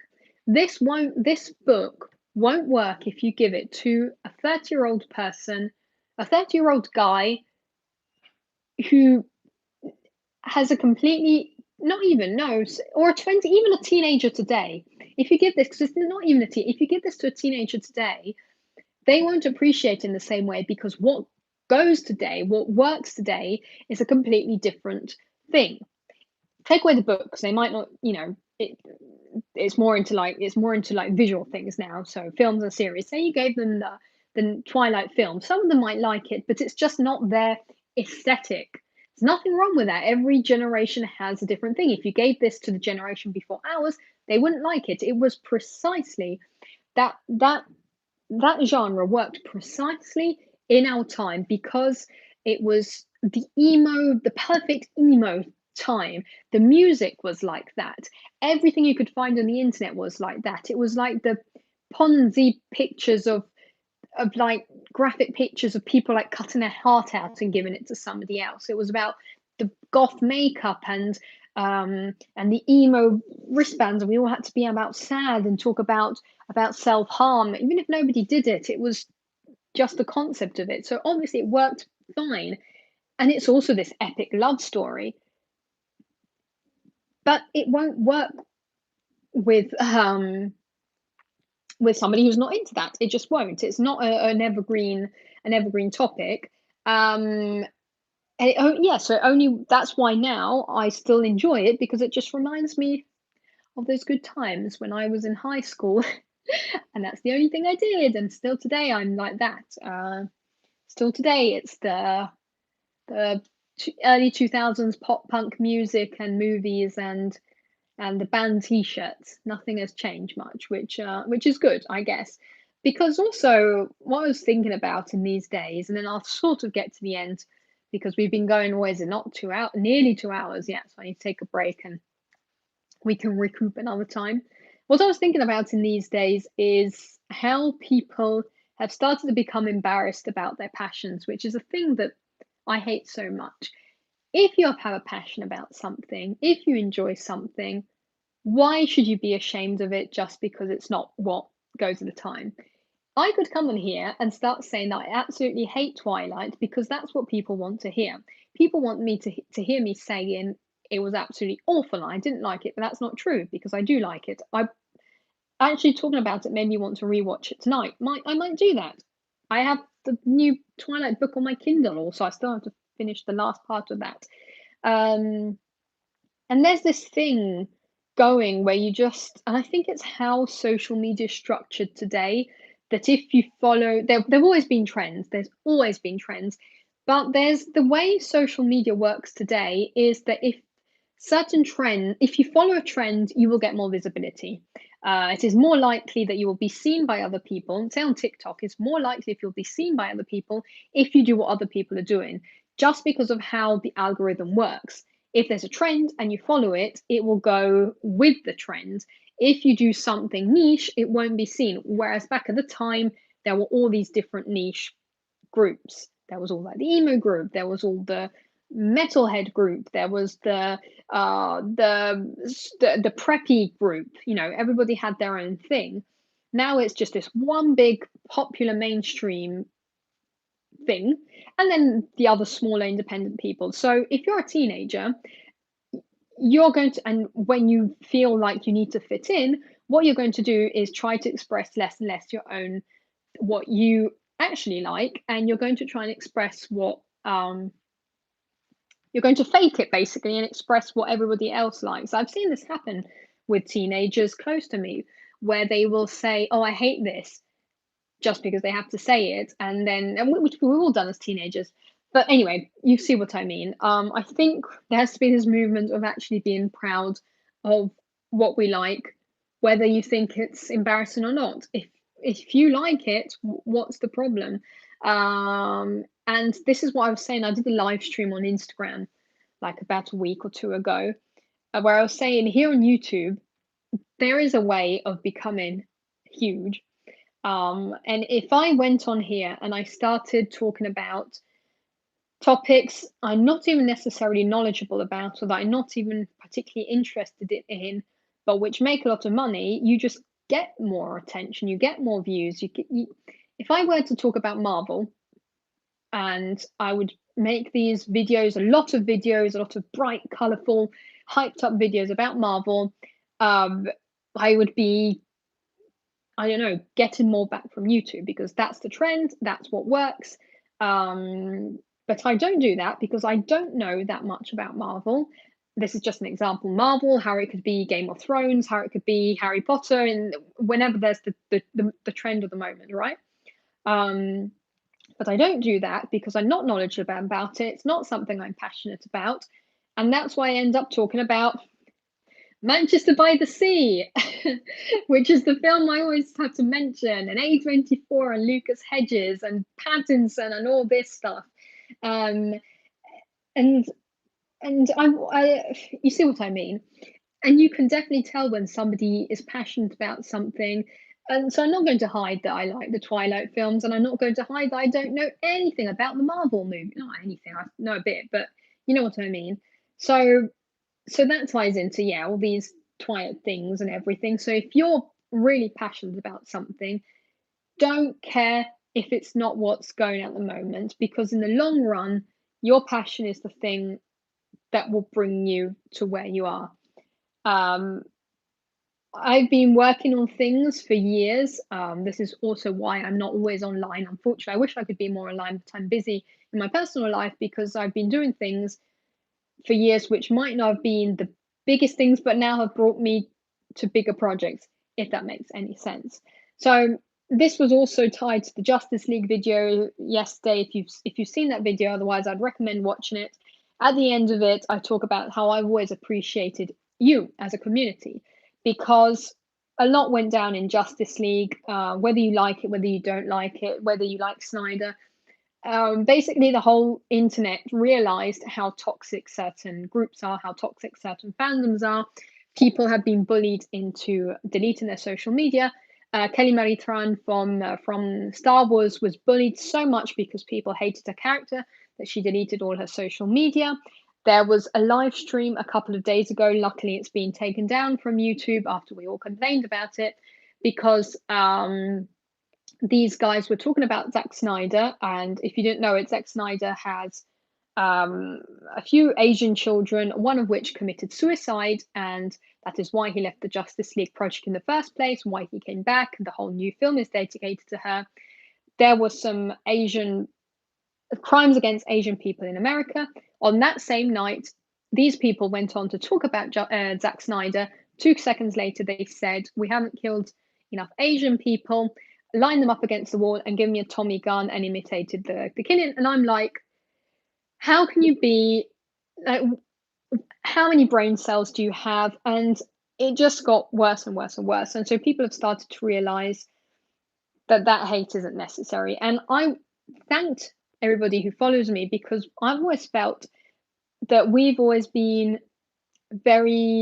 there's always been a very respectful exchange of information here. One of the biggest fears you have when you have to go and talk online is that people won't like what you're saying, or won't will come back with angry comments. And there have been in the past people who have said nasty things, but the majority of you have always been really, really kind, really appreciative, very open. There have been people who I didn't expect, who said, "You know what, I actually like this movie, which is usually considered bad. I actually like this actor in that role, which is by the mainstream media considered a bad role." There's always been this respectful exchange, and I wanted to thank you for that. And I had a special moment at the end of the Justice League video because I felt that that's very, very important. I think people lose their manners a bit when they're online because they're hidden behind a computer. I don't think those people on the live stream talking about killing Asian people would have said it in the street. But when you're in a room, who knows where in the world, you just feel, and you have people liking under and everything, you feel like you're the king of the world and you can just say anything. Um, so I think, yeah, people just lose their manners and they just say what they want to say. And we've all said nasty things in our life. We're not all angels, and we've all criticized choices. I yesterday, for one, said Suicide Squad is a shitty movie. That's my personal opinion. I didn't say the creators of Suicide Squad are terrible people and the actors are awful and Jared Leto should never play the Joker. I just said no, I just don't like Suicide Squad, and it's kind of universally recognized it's not a good movie. Um, we've all criticized directors making certain choices. We criticized actors in certain roles, but in a respectful way. And I think just people online have lost that completely. So yeah, that was a bit summarizing everything up. Um, well, stick only to YouTube and other platforms here and there. I just like Twitter because I hate political aspects. Here in the US, everything is getting political. Yeah, a lot of people say Twitter is one of the most toxic platforms. I just think people, when there is a figure of speech in Italian, which is leoni da tastiera, meaning that on the keyboard everybody's a lion and they just play the bongos on the keyboard, writing everything that comes in their mind without thinking on the other side there is a person. Um, this also happened for work. I had to make a video about it was about the Justice League, and it was about how these characters got into shape for Justice League, how they bulked up and what exercises they did, and it was about Gal Gadot was in the army, but she had to train actually more for Wonder Woman, and yada yada yada. It was all about that, and all like the before and after pictures. And one of the actors is Ben Affleck. Now, Ben Affleck, when I read about him, these articles that came out but were absolutely atrocious. We've all laughed at the Ben Affleck, sad Batman Ben Affleck thing. He's laughed at it actually. He's because they're these famous interviews about the first Justice League, and he's just sort of sitting there staring into nothingness. Obviously, they put this sad music over it. He laughed at it. It was, just a good spirited thing. But these articles I found are absolutely atrocious because he's been through a lot. And there were certain moments of his life in which he was in and out of rehab. He gained a lot of weight. He was going through struggling with a divorce. Anybody, any of us in that situation would be feeling like crap. We would not be caring about our body. We would be caring more about our mental health. And imagine what you're doing that in when you're one of the most famous people in the world. It's not easy, but people just had to be mean, horrible, and without thinking about the mental health. Imagine if you're Ben Affleck and you're going through a terrible divorce and you're feeling down because maybe everybody's criticizing your body because you're not in shape anymore, and you're having substance abuse, alcohol abuse, whatever, and then you read all these comments online. What do you think your mental health is going to be like? Don't these people think of the consequences it could have when somebody's on the edge? People have been commenting under these videos saying, I'm genuinely concerned for Ben Affleck. He's doing apparently better now. He's feeling better. He's so hopefully, I hope for him that it's all going better. But these comments, Jesus, and the videos.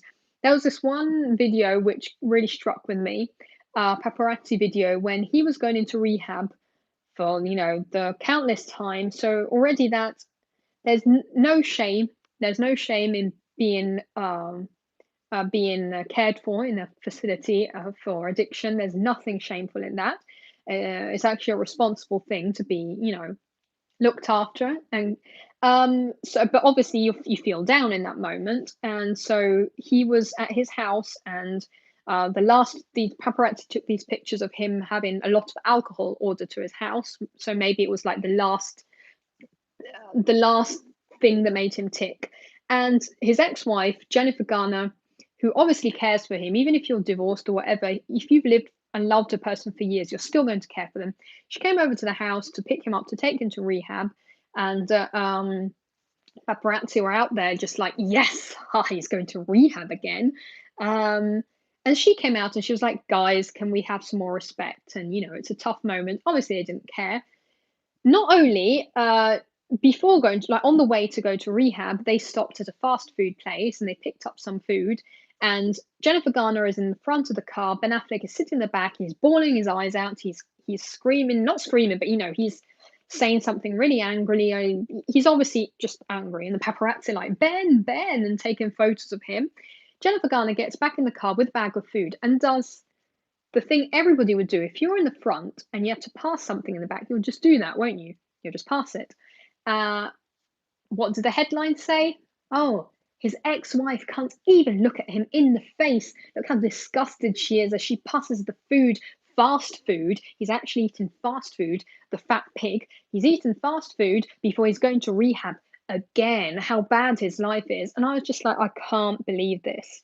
I just literally can't believe that people are so bad, so mean about it, without thinking of the other person's mental health. Imagine Zack Snyder. Zack Snyder, your daughter commits suicide. Your 20-year-old daughter commits suicide when you're at the peak of success. So you have all this pressure on. You can't just say, "Oh, guys, I'm just going to take a week off of work." You're just going to have cameras pushed in your face, like no privacy, nothing at all. He has to leave one of the biggest projects of his life. He returns years later. He dedicates this film to his daughter. There's "For Autumn" written everywhere. In the trailers, there's the music that they actually played at her funeral. There's a lot of symbolism in the movie, and you go online talking about Zack Snyder, and 2 seconds later you say, "We haven't killed enough Asian people, line them up on the wall and give me a Tommy gun and let's shoot them all." I don't know how you can even do that without even thinking, like, you know what, Zack Snyder might be passing some things in this moment. And I think as a society, I'm going on, I'm rambling. I think we should talk about this in another standalone video or live stream. But I think as a society, we have become so, uh, become so non-understanding. I don't know the words, but we just don't respect other people's mental health. And I'm not one of those social justice warriors where everybody needs to be protected, and everybody needs to be, um, you know what I mean? When too afraid to say something, harsh criticism is a harsh criticism, but in a constructive manner. Somebody could say, you know what, person such, I'm not talking about Ben Affleck in general, maybe you should get some things fixed in your life, maybe cut down on the alcohol and get back into shape. It'll make you feel better, not fat pig, that kind of thing. This is just an example, a very simple example. And the thing is, online or in general in our society, we all cry after when the thing happens. Oh, he's such a sweet person. Such a pity that such and did committed suicide, for example. And then the next day, you're commenting mean things online. So, what happened with Kelly Marie Tran, the girl from Star Wars? She had a role which we all admitted it wasn't a good character. It wasn't her fault, just the character she was given was a bad character. Her character wasn't written very well, the way she was used in the plot wasn't good, but the fandom had to bully her to the point that she deleted all her social media, whereas she should have been appreciating the fact that she was in a huge franchise and it didn't go well this time, but this is the stepping stone to more things. No, this young woman was bullied, and from then it went on to all sorts of things, such as that she was ugly, or such that she was a little overweight, and look at her, she was none of these things, but these people from home obviously thought she was. And I wonder how people can be so mean, and how they cannot keep in consideration the other person's mental well-being. And with famous people, it sort of comes down to Well, it's part of the package. It's just what you expect when you're famous.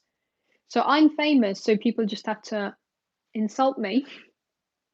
I missed the memo on not me, Debbie. I'm saying this person is famous, so they it's just part of the package and they're being insulted. I missed that. Also, they are people just like us. A lot of people tend to think they're these gods and these super people who are just above everything, and they have their mansions and they have their money, so um, they just have to, yeah, put up with a few harsh criticisms, which I don't know. I don't know. I just think there's a way of saying everything. Anyway, this is all to say that I really appreciate you guys not being like that. You've always been open, you've always been respectful, you've always expressed your own personal opinions. So everybody likes a film or doesn't like a film or really hates a certain character or really can't see an actor in that role. I have some of my best, closest friends and I have completely divergent opinions on some actors, some characters. My boyfriend and I have completely different opinions on some aspects of filmmaking, and but we're always very respectful about it, and we'll have a laugh and criticize it and say, oh geez, that film was so bad, and like what did they think when they were saying that. But yeah, anyway, so goodness knows what will happen when Robert Pattinson will be seen when the Batman will come out next year. Shit will hit the fan because I don't imagine if social media can get any better from now to December of 2022. I can only imagine it degenerating into worse conditions.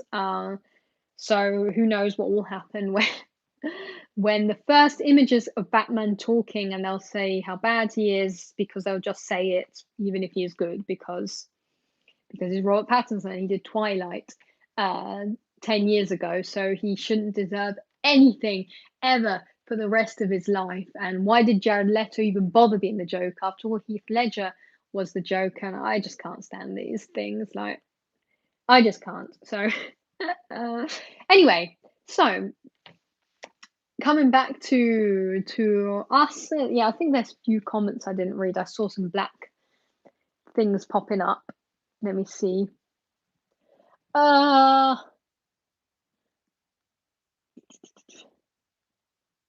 where is it? Social media is sort of anti-social media. What is really designed to bring us together, or are we now cattle round up? I digress.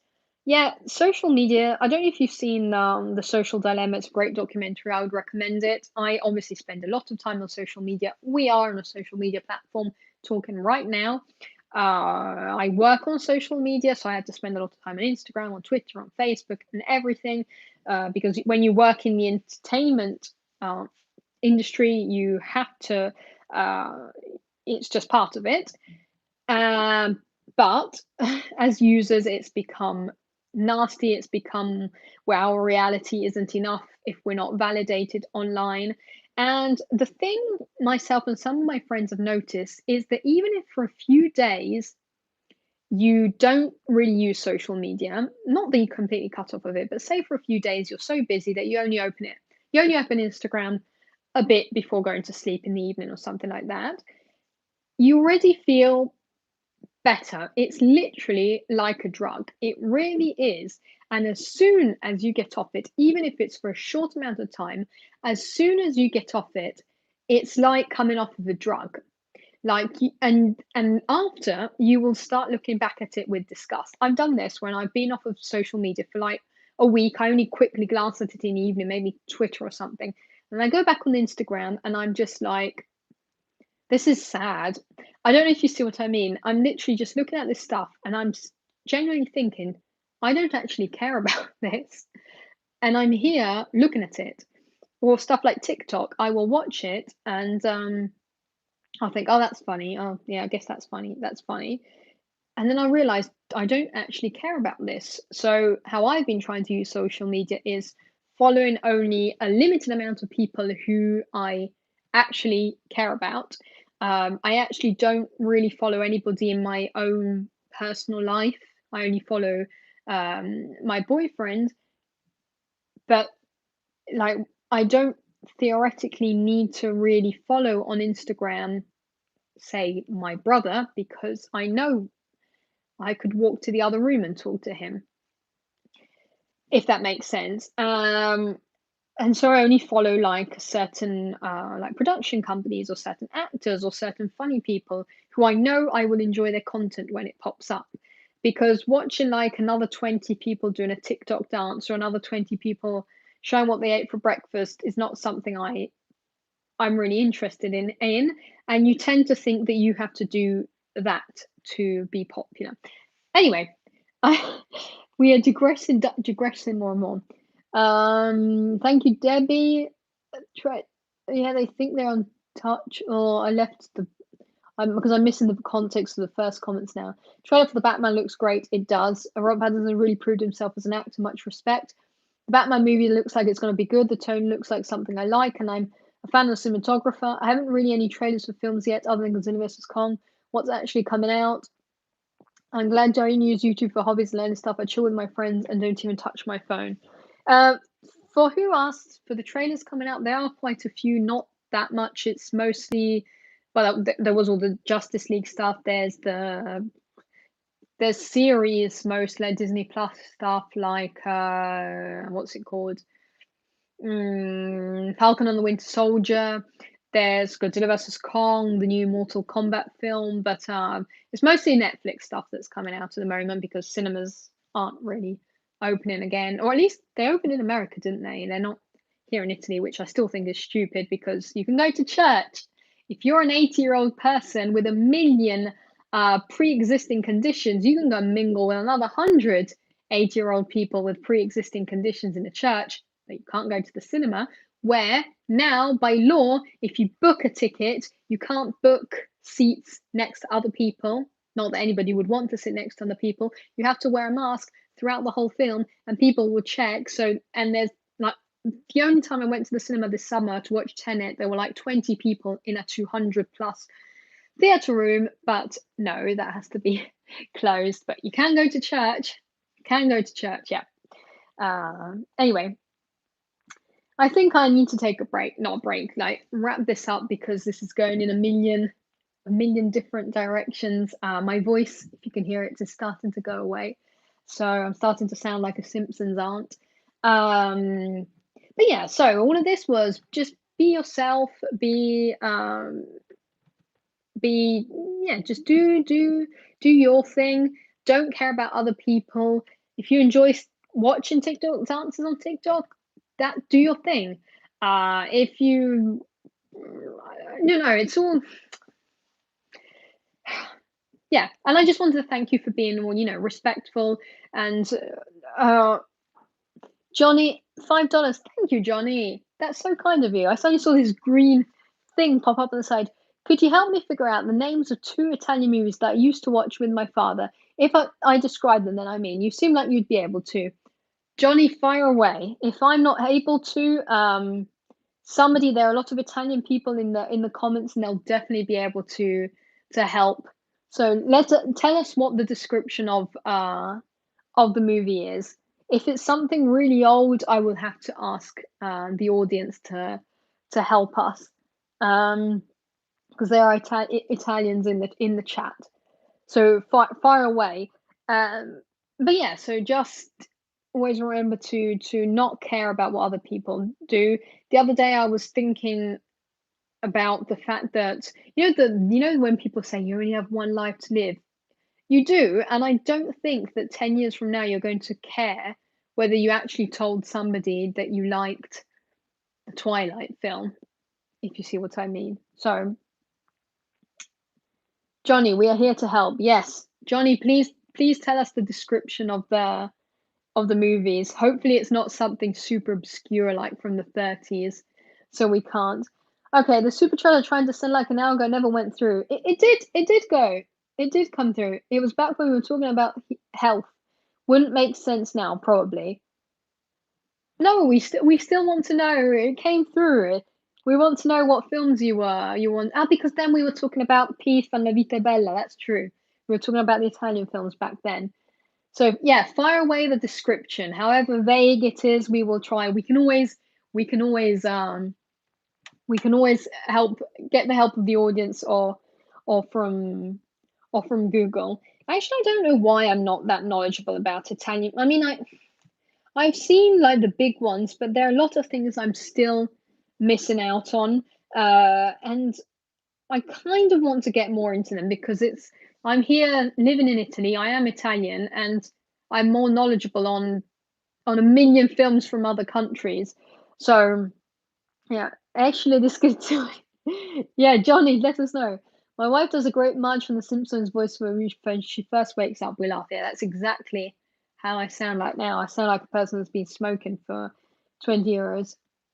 Oh, thanks. You know the one where that guy became the president of Italy that was really hilarious. It's with Claudio Bisio, isn't it? If it's that one you mean? Benvenuto Presidente. Could it be Benvenuto Presidente, where Claudio Bisio became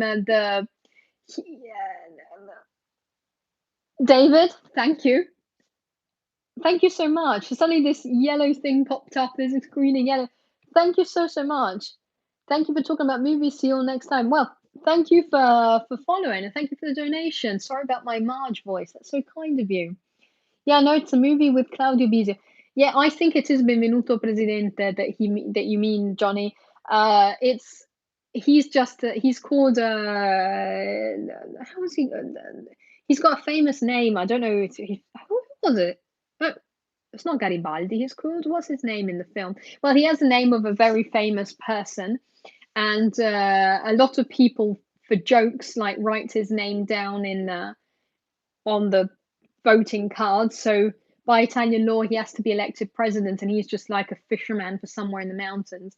If it's that one, it's Benvenuto Presidente. And the second one was two guys that went to Romania, Austria, or something, and it was like a funny road trip movie with a check, cheek and chong like feeling. I have no idea what that second one was. It was another one I tried to send earlier. Thank you. Oh, it's you. Oh, thanks. So Bentornato Presidente is the second one. I haven't heard about that one. I only know Benvenuto Presidente, but not Bentornato Presidente. So yeah, so confirm, Johnny, if this is the ones you mean. If we manage to solve your things, I actually watched Benvenuto Presidente sometime during the first lockdown. Was it? I don't want to say this, but what happened in Italy was when the first lockdown happened, everybody was completely depressed because the rest of the world was still kind of going on normally. It was just us here in Italy that were suddenly landed with this virus. Nobody knew what to do. We were locked in our houses.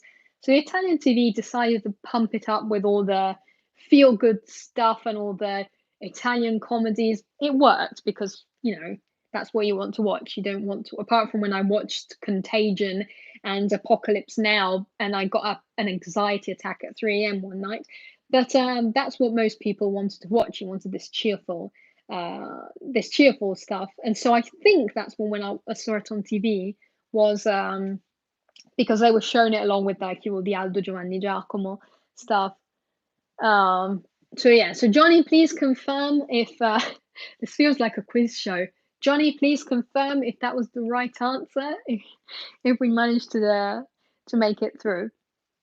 But yeah, that was the period in Italy when we were watching all this cheerful stuff. But then that one night, so I don't know, YouTube was kind of sneaky here because there's this film called Contagion. It's a famous film from a few years back, and it's really creepy actually because it shows like a bat like pooping on a pig's pen, and then the meat of the pig gets infected, and people get this thing. So it was very creepy for being from years before the coronavirus situation. But basically, it's about a worldwide pandemic, and it's literally, if you watch this movie, it's exactly what was happening at the time, just on a bigger scale, but exactly the same thing. And YouTube was being really sneaky. YouTube was like, you know what you'd like to watch? How about you rent Contagion? Wouldn't you like to watch Contagion? And it would come up everywhere. They were really nasty on that. And I was like, I don't really think I want to watch a movie about a global pandemic, people dying. But they're like, yeah, you do want to do it. So in those situations, what I do is I watch it because then it stops popping up. So I did watch it, and then after that, I watched Apocalypse Now, where they're like all these people dying with the epic music, and I don't know why. I'm never usually affected by something, but it must have been the combination between that film and then napalm and people being blasted to death together at 3 a.m. with like the ambulance sirens outside our house here. Maybe all of that together kind of didn't exactly didn't exactly work. Yes, that's it. Great, Johnny. We solved our. I sounded like a TV presenter. Great, Johnny. We solved your questions here. That was a great movie. Haven't seen it in a long time. Used to watch with my father, who's from Italy. Dying from cancer, and I haven't known who to ask. Well, I'm really happy because you can actually not happy. Sorry, that sounded nasty, but I'm happy that you found this, so you can actually go and maybe remember some good memories. As we were saying, in these times, what we want to watch is things that will cheer us up, things will give us some good memories. That's why initially we were watching these films, like Benvenuto Presidente was shown on TV to cheer the Italian population up. So I'm pleased that you actually managed to find them again. So you'll be able to recreate a happy moment together from the past. Non c'è da guardare nulla, aspetto Fast and Furious. Venom also. That's I remembered because Fast and Furious and Venom were supposed to be released around the same time. Condolences, Johnny. Yeah, I agree from before because you're saying about your father. But luckily, you will now found the titles and you can rewatch that together and think of maybe some laughters that you had together. This actually happened with me. Like a month ago, somebody in my family passed away, and a few days later, I was watching a video, and it suddenly, when you have that ratatouille moment when you see something or taste something, it brings you back to the past. And I suddenly had a super flashback moment of being with that person and when we were laughing about that thing. And it was painful in a way, but it was also like that bitter, how do you say it in English, bittersweet moment of now we can't do that again, but the memories of that time were good, if that makes any sense. And of course, the situation outside doesn't help.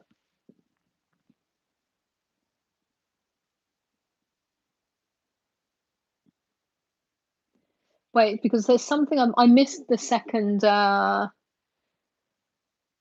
missed the second title, like, but I think it's the one I was missing. But anyway, the one about the road trip. Check if it's S Dittatura Last Minute.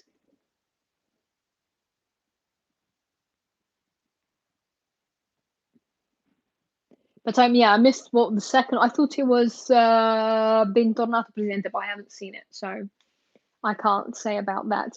By the way, I just got a message up that my AirPods, when it does the dun dun dun dun, and apparently the battery's going. So I don't know how long I'll be able to keep these. But yeah, I think I kind of wanted to wrap it up. Again, I think this last part made us all be it made us all a bit, it made me at least think about things and about social media and about happiness and about appreciating the moments and appreciating the moments with people. Again, Peef, remember I was talking about him before in Ordinary Happiness, momenti di, what was it called? Momenti di, why am I, why am I having a super trascurabile, I was about to say dimenticabile felicità. Momenti di dimenticabile felicità, no, momenti di trascurabile felicità, ordinary happiness. It's all about appreciating the little moments. Actually, he launched a campaign with this film where people online and in Palermo were encouraged to share their own moments of ordinary happiness, and people were sharing, oh, when you have an ice cream with your friends, and that seems so simple, but it is. When you just enjoy that moment, it's like I was remembering, I was watching a video and I suddenly got a flashback to a moment I'd passed with this person that now passed away. And I thought, those silly moments, maybe I even got angry with that person and I was annoyed with that person. And I'd be like, oh, I wish that person would shut up. But now, when I think back of it, I can see it in a funny way, if you see what I mean. And those are part of the good memories. So now what I try to do is every moment I try to live it, because you don't know how many moments you will. I know this sounds very negative, but you never know how much time we'll have with a person. You might see one, and then I might literally click off this live stream, walk out the street, and be run over by a bus. You just have to live life like that. Some people say you shouldn't live life like that, otherwise you'll get depressed, but it's not depressing. You just live everything to the happiest. You're kinder to people.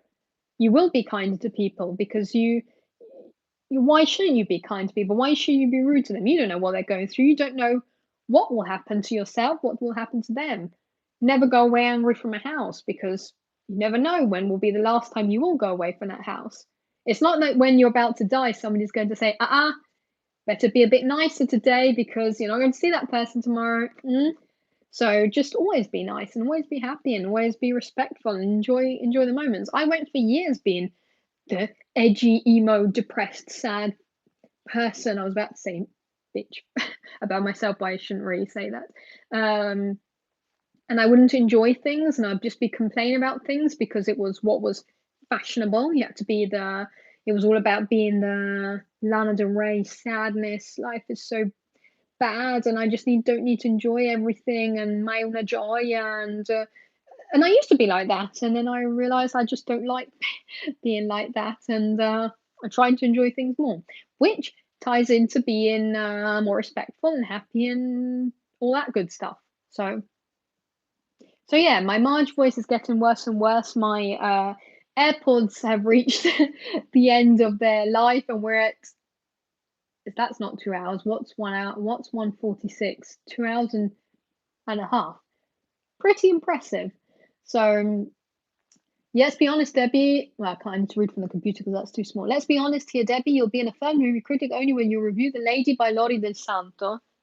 Did Lori Del Santo actually make a movie? Lori Del Santo is an Italian personality, which I didn't know was a filmmaker. But yes, no, I will have to watch it and then and do a full review of it, an analysis. I have not seen that.